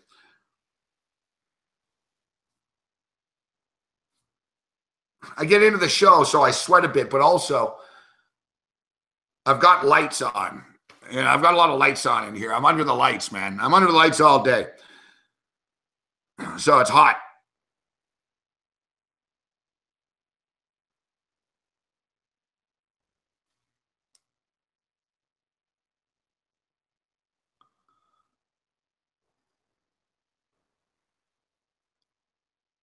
So Deshaun Watson's just a winner. He found a way to help this team win a game, and Andy Dalton's inept. You can never just, the quarterback gets too much credit at times, and the quarterback, definitely gets too much blame when a team loses. But you look here tonight, Andy Dalton, there are just too many passes, the inaccuracy, the inability to get, the Bengal guys weren't getting open, but Andy Dalton's just not functioning anymore. He's got the yips. I don't know, like, Dalton's got a real problem, like, because he's still young. It's very strange. I've never really seen a guy just fall apart like this. I've never seen a guy that's, like, good. He's been good. And, like, okay, he didn't win in the playoffs, but he wasn't this inept quarterback. He's inept now. Like, I had money on the Houston Texans. I had them on the money line. I swear, man. The Bengals, every time the Bengals had the ball on the 10-yard line, I wasn't even worried. I wasn't even worried. I was like, they'll fuck it up. But Dalton will fuck it up. And then lo and behold, they did. You can't blame Dalton, but it was a bad pass Dalton threw to Eifert. But Eifert stepped out of bounds on his own. Like, that's the type of shit that's going on for the Bengals now. It's not just Dalton. Tyler Eifert's a Pro Bowl tight end, one of the best tight ends in the NFL. Guy steps out of bounds, kills a free touchdown. That's not Dalton's fault. It's collective, the unit. Pac-Man Jones, Vontaze Burfict, Marvin Lewis, Andy Dalton, Jeremy Hill, Giovanni Bernard. It's over. Like, it's not happening. It's not working. It's over. But hey, we cashed. We hit the Texans on the fucking points. We hit the Texans on the money line. The over 4.5 sacks was nice. We should have hammered that with all of our money in our account. That was the one that we should have fucking hit hard.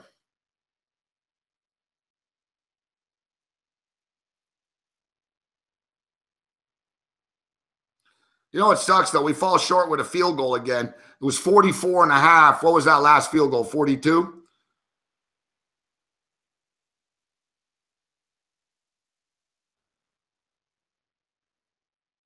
Yeah, 42. We needed 44.5. Dolphins long field goal, 39. You know, we lost on the over the New Mexico game, which, you know, I'm not happy about that. I'd like to see my account a little bit fatter than it is right now, considering I just had a couple of nice picks. But, hey, it is what it is. We're plus units. We move forward. And, you know, we got 3 college games on the board tomorrow night. But it's time to get, you know, it's time to get serious. I got to get my picks in for the super contest. So, you know, by Friday, I generally am locked into the National Football League. And I'm not fully locked in right now, but let's blast through some of these games. And let's see what our late night betting options are, actually. Anything open? Looking for a late night snack? Yeah, we're looking for a late night snack. What do you got? We got the Blue Jays and the Twins.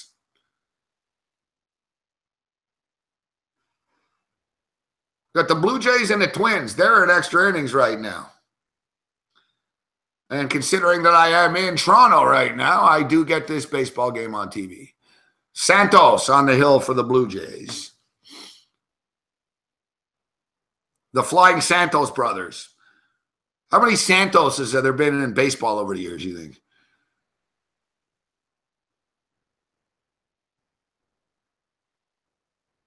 We'll get you an in-game number in this game in a second. They've got it off the board momentarily. Houston Astros are up 2-1 on the Angels right now. They're in the 5th inning of play. Astros are minus 235. Angels plus 190.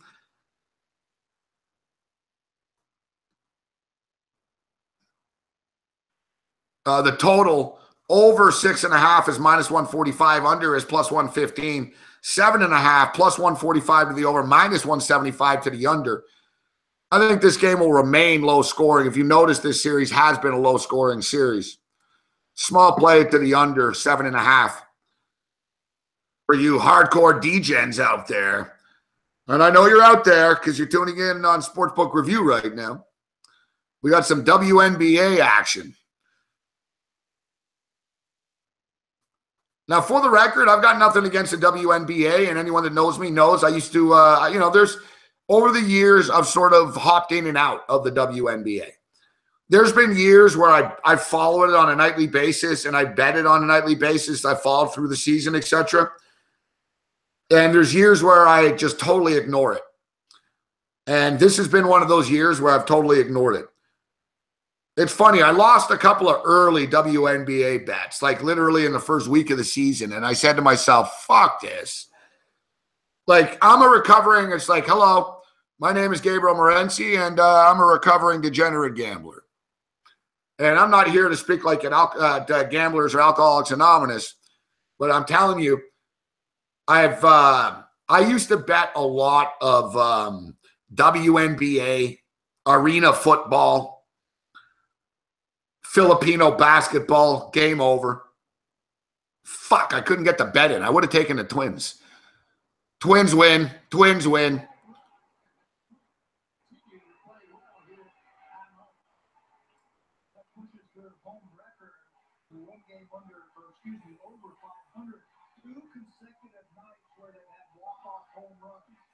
Two straight nights with walk-off game-winning home runs for the Twins in Stucci's backyard.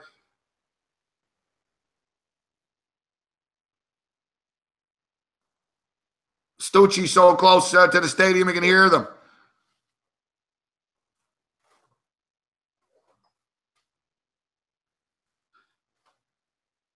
Yeah, so I used to bet on the WNBA, and I do all right with it. No, I didn't get in on the beat the prick thing. I missed it, fuck. I'm pissed off that the book fucking had this off the board in the in-game here because I would have taken the Twins. Should have just bet on the Twins before the fucking game started, but I was in football mode. All right, so like I was saying, so yeah, I used to follow the WNBA, and I'm not opposed to a WNBA bet every now and then, but I don't like losing money on this shit. And I used to be more callous. Like, I used to be like, oh, I'll just bet on it, and if I win, I win, or if I lose, I lose. But I can't afford that anymore. So I'm more stingy with the bets that I place now. I'm more disciplined. And it was hard. It was hard. Anybody anybody that that's followed me for a long time knows, you know, I like my international basketball. I love the sport of basketball.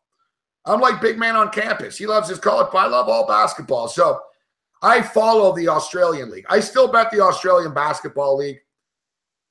But like you guys know, I used to bet a lot on the Korean Basketball League in the middle of the night. And I used to bet on the Filipino PBA Basketball League and then the D League, the Filipino D League. And that's when I realized I had a problem. When I'm up at 5 in the fucking morning and I'm getting angry about Filipino D League basketball, and we met a dude at the IFBC. What was his name? Nice guy. Fuck. He's a Facebook friend on Twitter. What's his name? Fuck. I forget the guy's name. I'll see him on Facebook. Harry. If you're tuning in right now, dude, how you doing?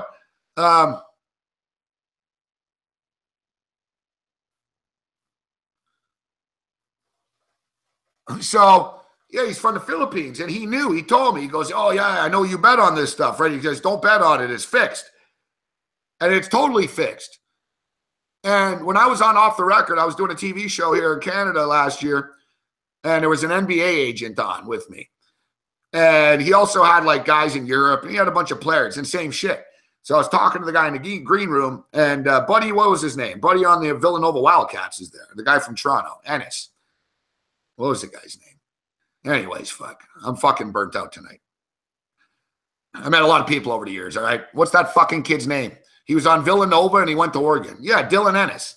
So Dylan Ennis was there and his agent was there.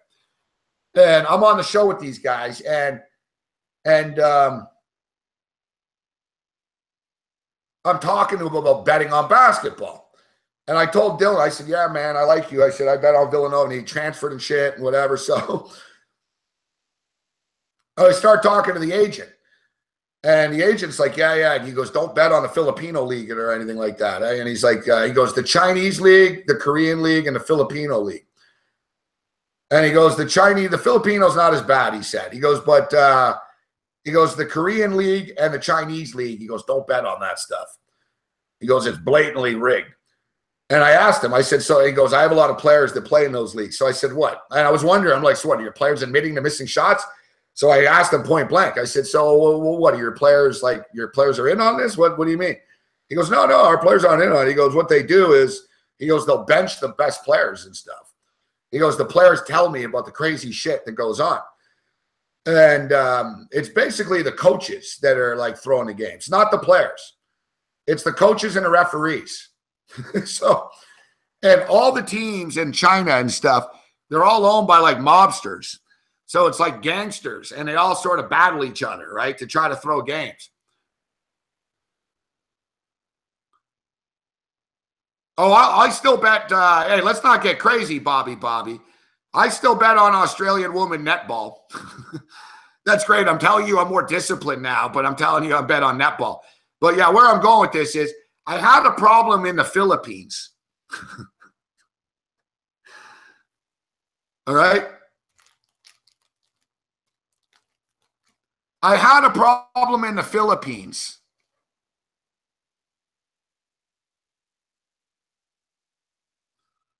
That was my issue.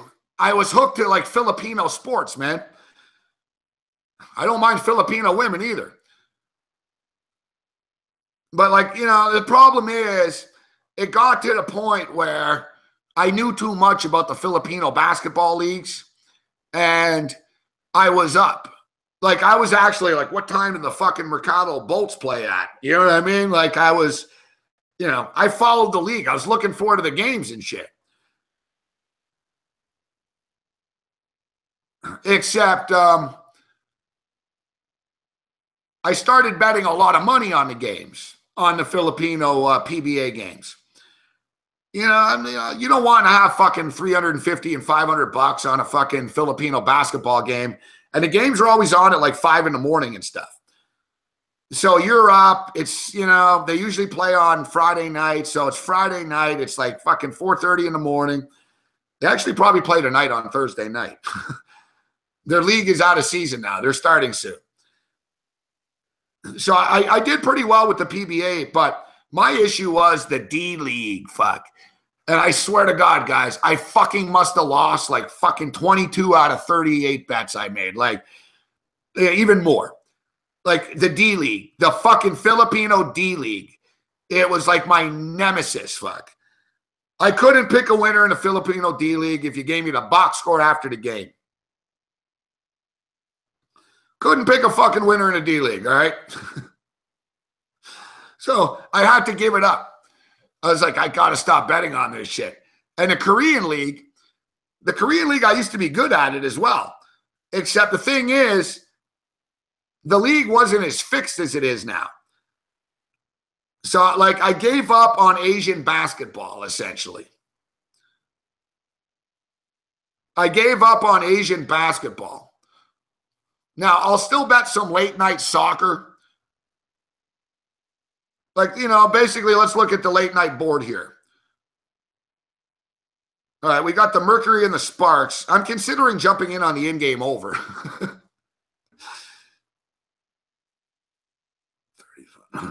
65, they're 115.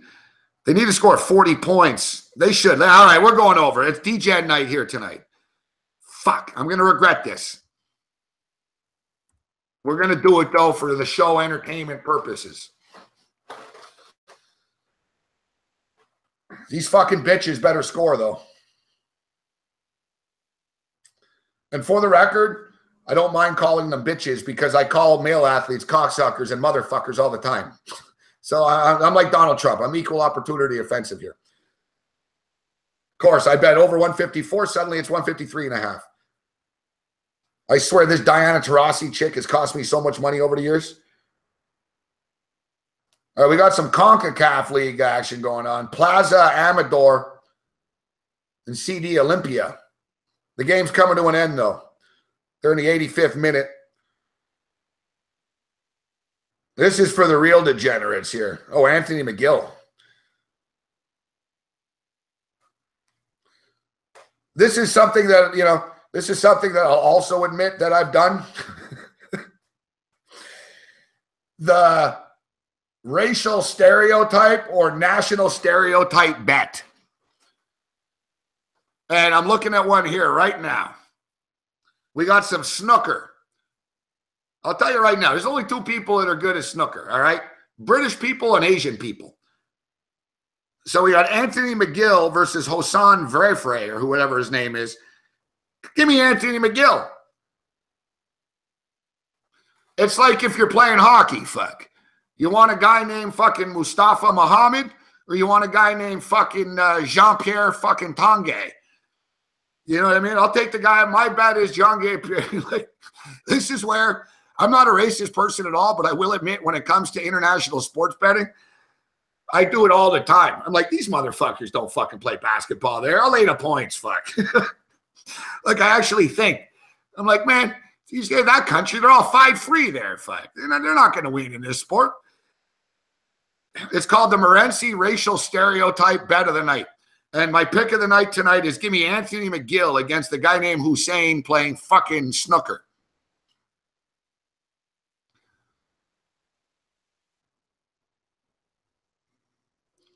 Yeah, McGill's got this. Like I said, it's nothing racist. I'm just telling you. Like I said, give me a sport and I'll tell you the name. I'm like, yeah, I'm not betting on this guy. Give me the guy named McGill in snooker. Fuck. Anthony McGill.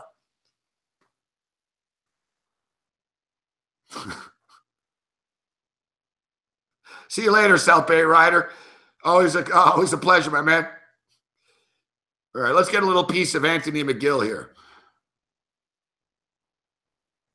Giving away all this Texan money. This shit better come in. All right, we took Anthony McGill. All right, here's a tough one. Stuart Bingham versus Mark King. Tough. This is tough. Stuart Bingham versus Mark King. Evidently, this is the all-white guy British matchup here. You want to get really degenerate? We can bet on fucking totals, fuck. Over, under 5.5.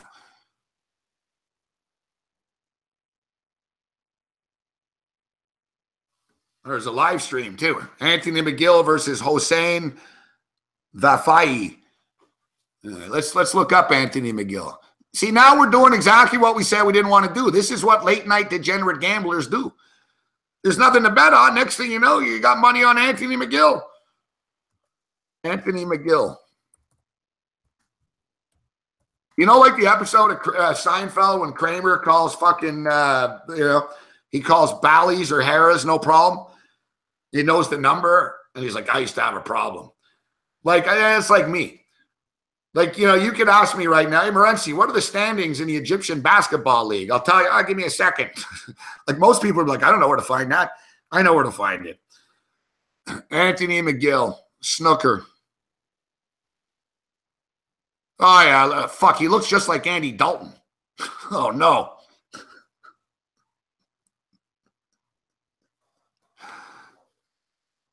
He's Scottish. Yeah, the guy's red as motherfucker. He looks just like Andy Dalton, fuck.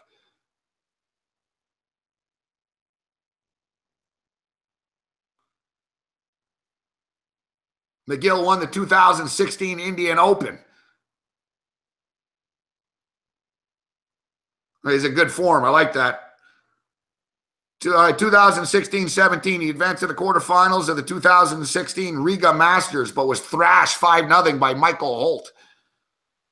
Another quarter followed at the Indian Open by whitewashing Stuart Bingham. So he beat Stuart Bingham. He beat Stephen Maguire. He beat Sean Murphy. He played Kieran Wilson in the final. First time ever there was two players under 25 in the last 5 years. Went to the fifth set, but he won.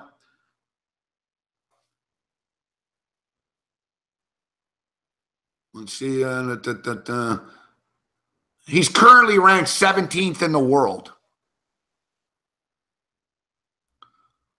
He's currently ranked 17th in the world. Bobby, don't bet on him. I just went through this with Cam on the show. I told him, I don't hate redheads. I just don't like Andy Dalton. I'm a little concerned when I see, though, I just bet on a guy that looks like... you just bet Anthony McGill minus 175. You got a better number. What the fuck? All right, Stuart Bingham and Hossein. Stuart Bingham and Mark King, I don't have a feeling. All right, let's check out this Hossein guy. I've never even seen the name Hossein. Hossein. What's his last name? Vafai.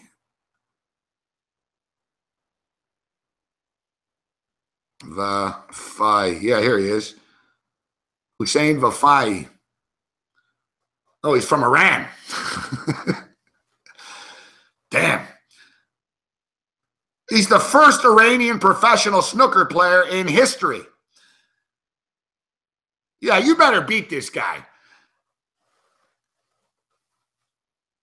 You better beat this guy. He's currently ranked 59th in the world. Where's McGill? McGill's ranked, what are you ranked? McGill's ranked 17th. You're playing like the Jamaican bobsled team here. He's the only snooker player in the entire country of Iran.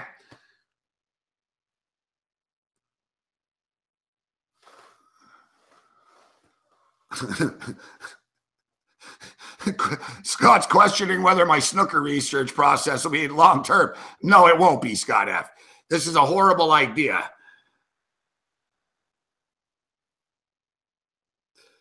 All right, no, there's no profitable long-term in this. We're throwing darts on fucking snooker in the middle of the night here. I know, shit, fuck. I know the Iranian. He must be good, fuck. All right, we're going to keep our eye on this. We're going to keep our eye on this. What's going on in that WNBA game? They better be scoring. All right, they're scoring. Good pace, good pace. I got over 154 and a half. It's 158 and a half right now. Let's keep it going, ladies. Let's keep it going, ladies.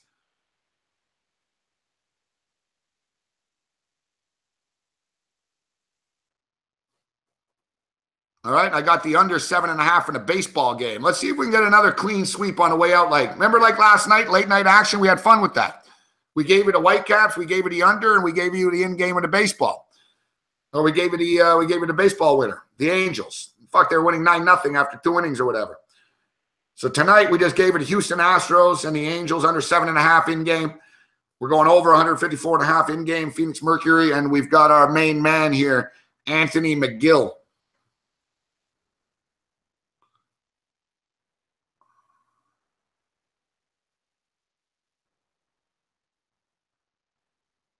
I know I'm not a huge fan. I'm not a huge fan of betting against the Iron Sheiks. Like, Hossein Vafai, number 1. Puh! I spit on Anthony McGill.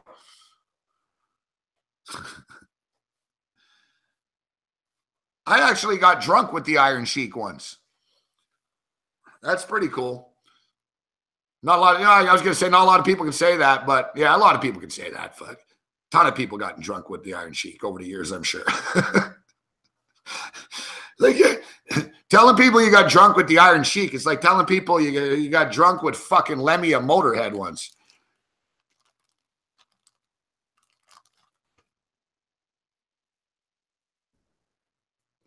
Stooch, I know. We're getting hustled by the Iranian Pusha. You know this guy must be good too. I know. Like he's the best. He's basically the best fucking billiard. He's the best snooker player in the history of Iran. Like, he is. Here's our boy Steve Wilson. He knows all about that.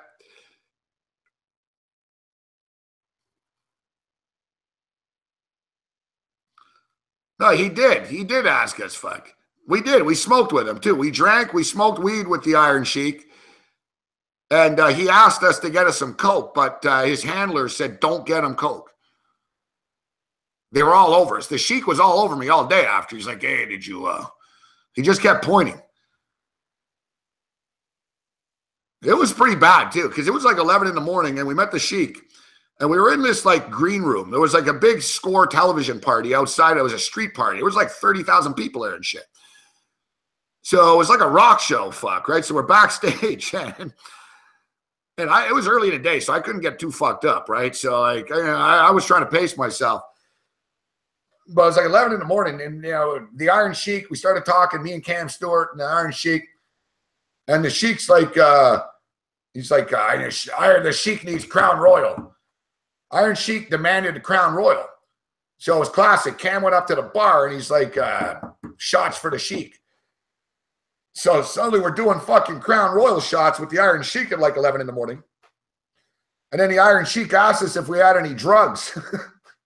So I told the Sheik, well, I was going to go smoke a spliff if you want. So the Sheik was down. But then the Sheik wanted some blow. And his handlers. I'll let you in on a little secret. Hey, that's not the Iron Sheik on Twitter. The Iron Sheik has no fucking idea what's being tweeted in his name, all right? The Iron Sheik is a fuck up in real life. Like, the guy is drunk and stoned and he's out of it and shit. And he is a nice guy, but he's not tweeting all these things. Like, he doesn't even know how to use Twitter. I don't even think he knows what Twitter is.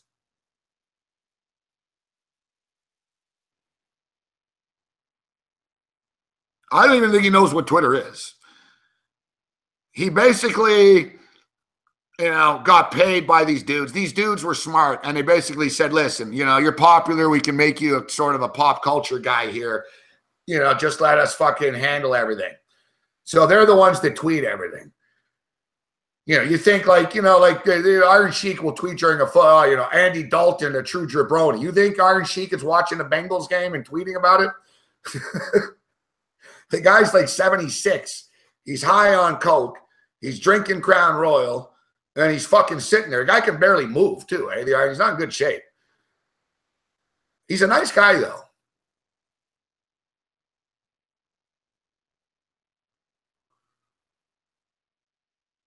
Yeah, they're from Toronto. Exactly. I know the guys. That's why they came up to me and Cam. And they said, guys, don't get him coke. They said, if you get him coke, it's going to get fucked up. They said, well, if he just drinks and smokes, he's okay and shit. But if he fucking does coke, like, it's going to get ugly. Don't do it. They were like, really? They were like, the guy begged us. He's like, whatever he says to you, like, don't give him coke. And the best is, so I'm living in Vegas. And, you know, remember Johnny Liquor, my boy Johnny B. Johnny B worked at Don Best, and I used to shoot my show there. So I'm buddies with Johnny. We called him Johnny Liquor because he liked to drink. So Johnny Liquor used to work for Howard Stern. And what was it, like all the Howard Stern reject, you know, all the comedian guys? They did a comedy tour. What was it called? I don't know what it's called, whatever. But my guy, my buddy was the sound man on the tour. And so with all the comedians and stuff for the Stern show.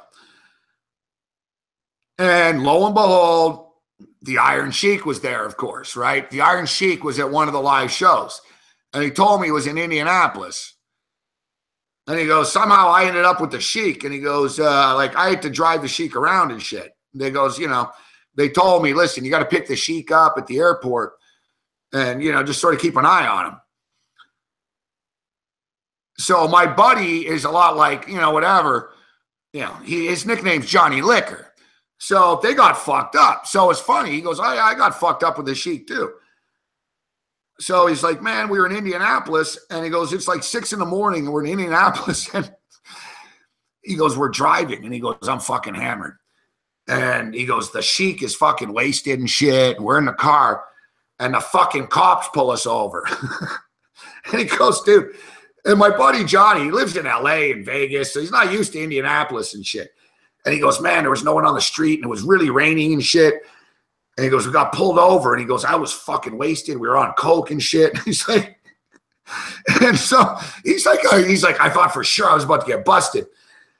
So the cop gets out and they come up. And of course, the cop was a big Iron Sheik fan. Fuck. And the cop knew they were wasted. And the cop was like, all right, guys, you guys, you know, like, cop was like, all right, whoa. And Johnny was all like, that was it. Johnny was like, I got to get the Sheik to the airport. And fucking, the cop was like, he was like, all right, you sure you're all right? And like, he's like, yeah, we're fine. Like, the cops in Indianapolis let him go because it was the Iron Sheik. There's my Iron Sheik story. Iron Sheik asked me to get him some cocaine, and a buddy of mine was all fucking coked up and got pulled over with the Iron Sheik. And the cops let him go because it was the Iron Sheik. Who's going to bust the Iron Sheik, Flick? Think about how many times the Iron Sheik's probably been let go in his life in compromising situations. You know, cop, yeah, it's the Sheik, fuck. It's the Iron Sheik. You got to be a real asshole cop to be the one to bring in the Iron Sheik. Like, you got to be a dick. Like, you're the cop that, like, you know, brings in the Iron Sheik. It's like, dude, you arrested the Iron Sheik? Come on, man. Certain cities, though, the cops are fuckers, right? Like, in Houston, Texas, the cops love busting. They love busting athletes. Kyle Turley told me, like, in New Orleans, that the cops would never bust the same. Remember, Turley said, he goes, you'd have to, like, kill someone. He basically said, Kyle Turley told me, he goes, in New Orleans, he goes, yeah, you basically have to, like, kill a hooker or something. And, you know, I guess they would investigate. You know, like, because they, you know, the city of New Orleans, they love the Saints so much. They don't want to, you know, they want the team to be good, right? I know a cop in Baltimore who's a pretty big time cop. I know a cop in Baltimore that's a pretty big time cop, and he fucking told me that he was going to arrest a big time Baltimore Raven player once. He was gonna arrest a Ravens player was really wasted, like buddy, like nearly crashed into a tree type shit. And it wasn't Ray Lewis, but it was a big time Ravens player. When he called it in, basically the fucking chief got on the line and told him, fuck, take him home. Said, don't start shit with the Ravens, fuck, you know? He was pissed too, because he goes, I know this guy. He goes, this guy's always wasted and doing stupid shit around town, and he gets away with it because he knows that we're not going to do anything because fucking he's got, you know, he's got status. Certain cities, the cops will have status with the NFL teams, like Buffalo. You notice, like, no, you ever notice the Buffalo Bills never get arrested?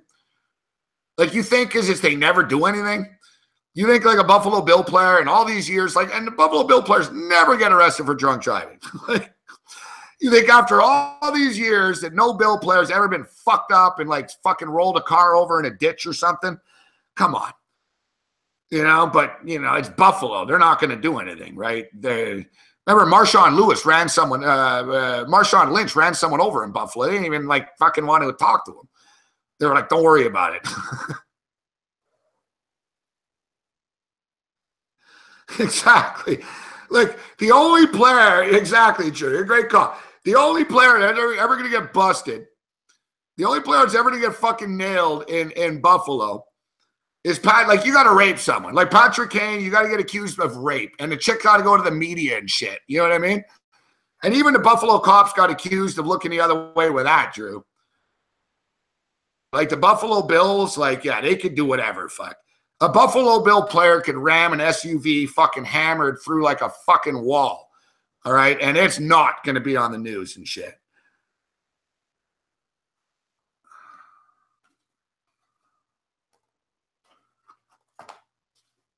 Marshawn Lynch was fucking, he was driving along Chippewa Street. Chippewa Street's the big, the bar-like street in Buffalo. Buffalo's not big downtown, right? So he was on Chippewa Street. He ran someone over, but it wasn't like his fault. Like, basically, I guess he was cruising and talking to chicks and shit. Somebody walked in front of his car. He fucking hit them, but he split. He didn't stay, and everyone knew it was him. Everyone's like, hey, Marshawn Lynch just hit someone. And, you know, he got off. There was nothing. Like, the cops didn't even care. Okay, I remember people were angry. People were like, you know, someone questioned the cops in Buffalo. They were like, this happened 3 weeks ago. What do you mean you never interviewed him? Like, the cops in Buffalo were basically like, what do you want us to do? You want us to bust the star running back, and then everyone's going to hate us?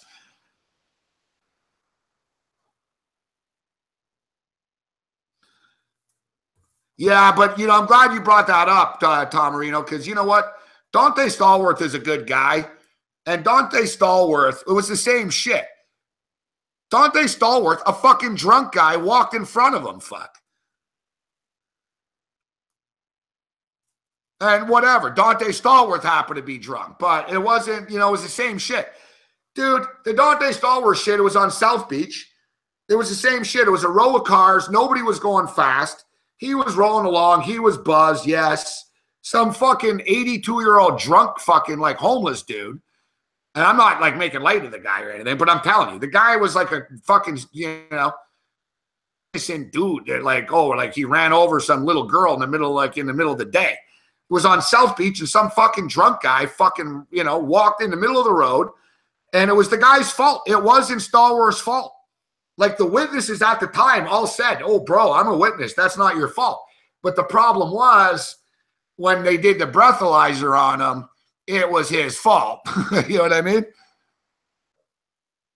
Yeah. No, man, the guy, it wasn't Stallworth's fault. I'm not advocating drunk driving. But Stallworth was smoking a blunt, fucking going 2 miles an hour on South Beach. Some fucking old fucking drunk dude runs across South Beach. I've been to South Beach. You can't walk on that street. The strip in Vegas. It's dangerous, fuck. It's not a pedestrian street. The motherfucker walked there in the middle of the road and got fucking hit, fuck. And then, like I said, everyone at the scene said it's not Stallworth's fault. The guy fucking is an idiot and walked in front of the car. And the guy was drunk, fuck. You know, and then, but they, like I said, Stallworth fucking was over the limit, you know?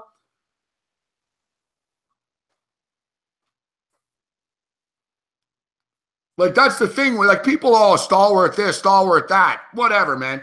Stallworth felt bad about it too. He apologized. He felt bad to the family, but like I said, everyone on the scene said the old guy it was totally the old guy's fault. So yeah, as far as Stallworth, I'll just say that.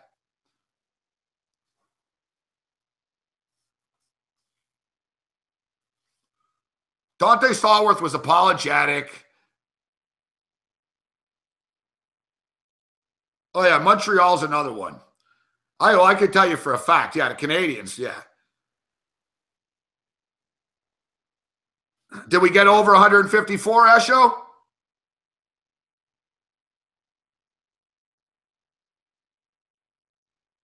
We're getting into story night here. No, we're not there yet, fuck. We're at 153 with 55 seconds left. Oh, you got it maybe at 151 or something. Maybe you hit a winner. I need a 154 and a half, so I need another 2 points. I should get 2 points in 55 seconds, but there's no guarantees. Yeah, I'll tell you, I lived in Montreal. I did a Canadiens post-game show. They hated me, fuck. But I can tell you, there were a few guys on the Canadiens that partied so fucking much, and they did so much illegal shit. They were banging underage girls. Boom, winner, winner, chicken dinner. Hey, how about that late night? How's Anthony McGill doing? This hasn't started yet. Hey, we hit the NBA. Bang, WNBA. Like Kramer against those kids. Winner. Winner.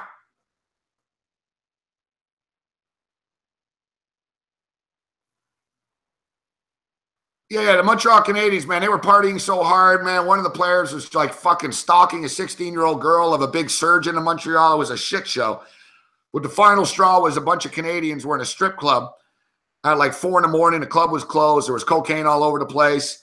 The cops came in and they busted the strippers for the blow, even though the cops knew it was the players. Like the chicks took the fall. And basically the cops fucking called Bob Gainey, of the general manager of the Canadiens, and said, listen, they said, your players are out of control and we're not protecting them anymore. So you either deal with them or we will. And one by one, they all got traded.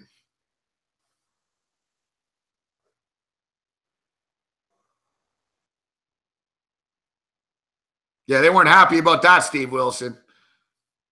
Well, is Ribeiro in bad shape right now? What's going on? I'll put it this way. One thing with Ribeiro, I don't want to say too much, but I don't know if you remember, last year Ribeiro got sued. He got sued by like a nanny that says that, you know, him and the wife sexually whatever or something. Put it this way. If I was on the jury, I'd probably believe her. That's all I'm going to say. All right, we're going to take one last quick break. We'll come back. We'll take this to about 12:30 or so here this evening. We'll throw out a couple of picks, Friday night college football games. Are you kidding me? No one can find them?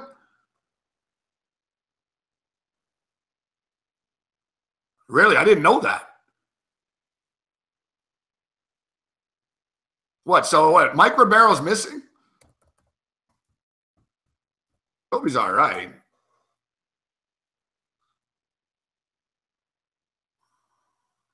Wow. Oh, he's retiring. Troubles, yeah, troubles continue. Here it is. He's experiencing personal issues, concerns over his well-being.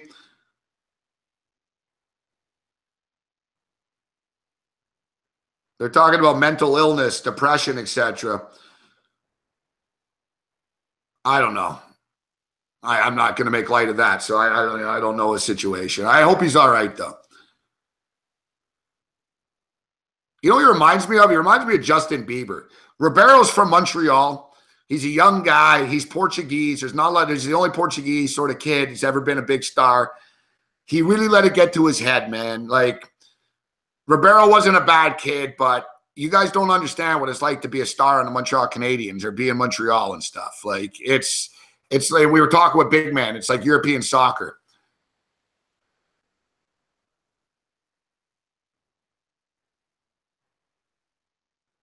Jason Dorrington.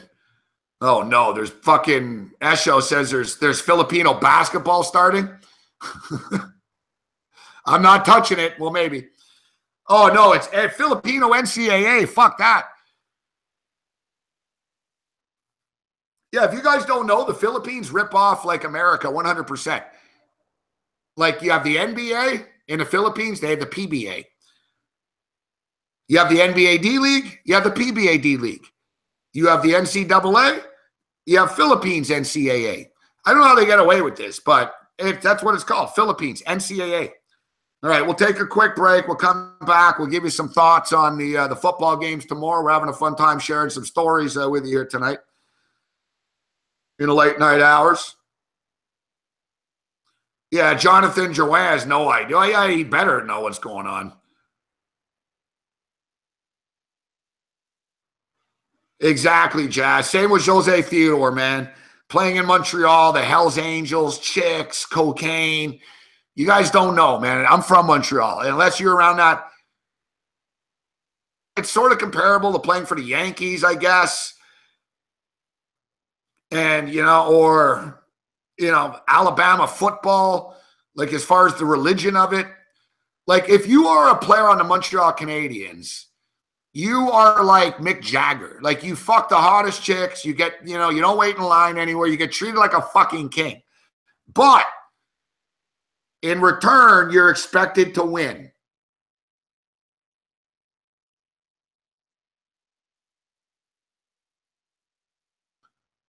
In return, you're expected to win.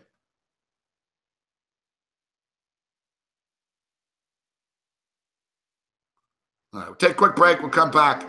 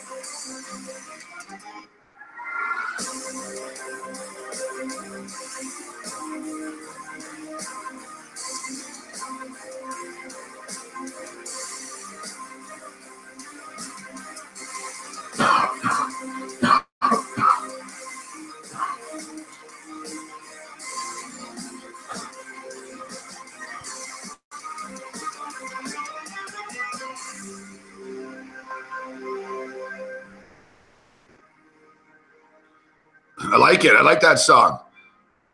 A little intensity. You can feel the tension. The tension's rising. The tension's rising on a Thursday night throwdown. All right, we've only got a couple of minutes left here. We'll take this to 12:30. Heads up at Master Control so the crew can go home.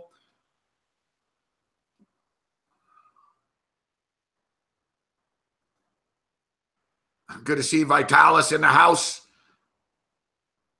Amar B. Kyle Johnson, what up, Kyle? Good to see you, bro. Better late than never. Big Will in the house. Hope you enjoyed the show this evening. Tomorrow night, Big Man on Campus will join. We're going to run through 1 million college football games. And you know what? You know, we could take phone calls even maybe tomorrow night, but not really. Because for me to do that, I have to go buy a burner phone tomorrow, and I don't have time to do that. But I think tomorrow we'll take a couple of what up, John Marino? We'll take a couple of your Skype Google Hangout calls. We're gonna get our boy Stucci on. Stucci's Stucci's a good capper. He lives out there in Minneapolis, St. Paul area. Threw it down with him in Costa Rica. Good guy. He's in the chat all the time. We'll get him on the show tomorrow night. So let me know if you want tomorrow night, if you want to come on. And we'll get you on for a couple of minutes. Tomorrow night, ton of bets tomorrow night, guys. It'll be all business tomorrow night. Big Man on Campus will join us. We're going to talk college football, NFL football. We're going to talk Gennady and Canelo. We have a UFC card this weekend. A lot of shit going on this weekend for the sports bettors, man. Don't forget, me and Donnie are on it Sunday at noon. We're on at halftime.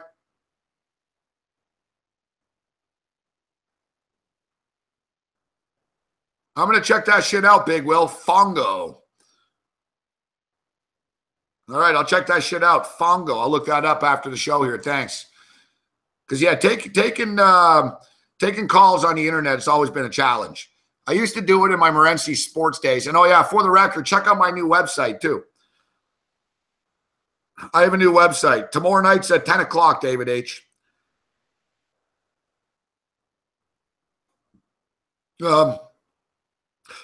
I have a new website, too.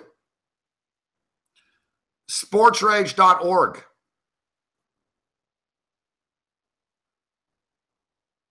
Sportsrage.org.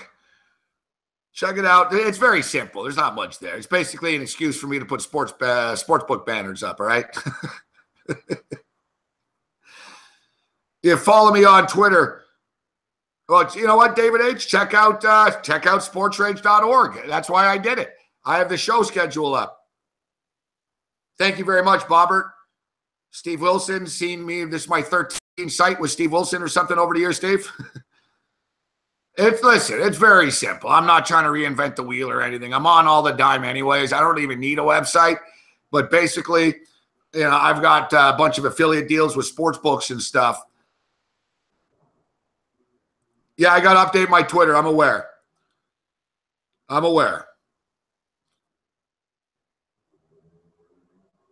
No, my bets are on Fantasy Sports Network every day, John Marino.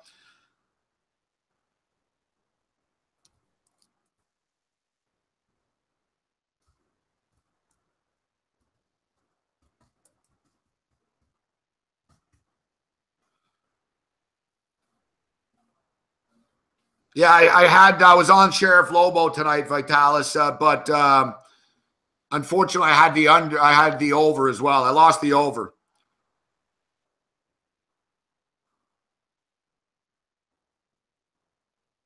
So yeah, if you want my show schedule, it says it all right there on sportsrage.org. Now I'm thinking I should have went with sportsrage.ca instead. It's just saying .org sounds weird, but I like it. It's very official.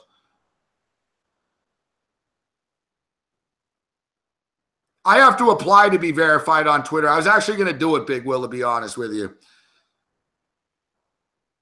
I meet all their requirements. I looked at their little thing there. So yeah, I should be.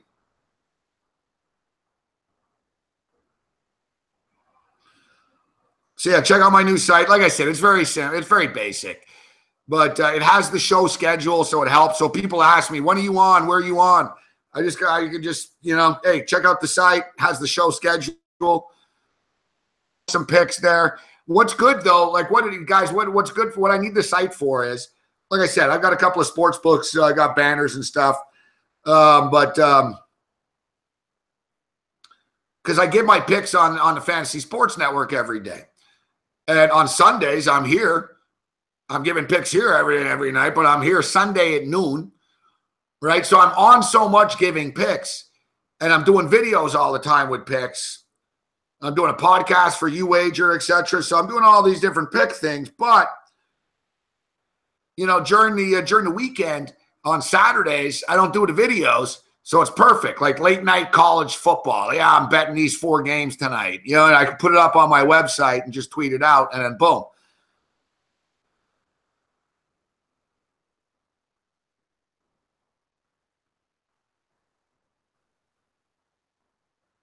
Yeah, UWager 18 years.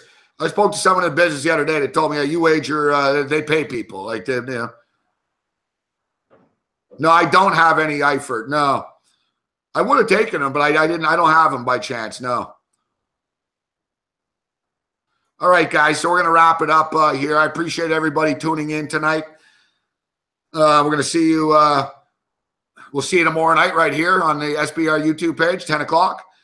I'll be on Game Time Decisions, Fantasy Sports Network at 2 o'clock tomorrow.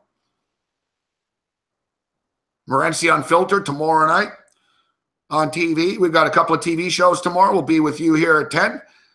Always a fun time with Big Man on campus. He knows his shit inside out. He's also a boxing guy, too, so talk some boxing.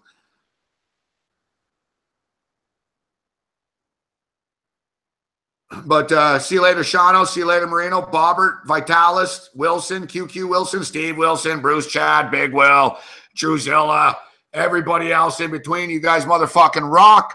May the winners be yours. And remember, support the sponsor. Go over to Sportsbook Review and choose a sports book. Choose a sports book and, give them a click. You guys are going to be betting anyways. Get a sign-up bonus in a sports book. This shit doesn't pay for itself, guys, right? So, thanks to Zach Jones over at Sportsbook Review and Cynthia. Support them. Go over, click a sports book. Keep everybody in business. See you later, Baz, Esho, Stooch, David H, Babano, Bennett, everybody else in between. Other than that, you're on your own. We'll see you tomorrow. Later.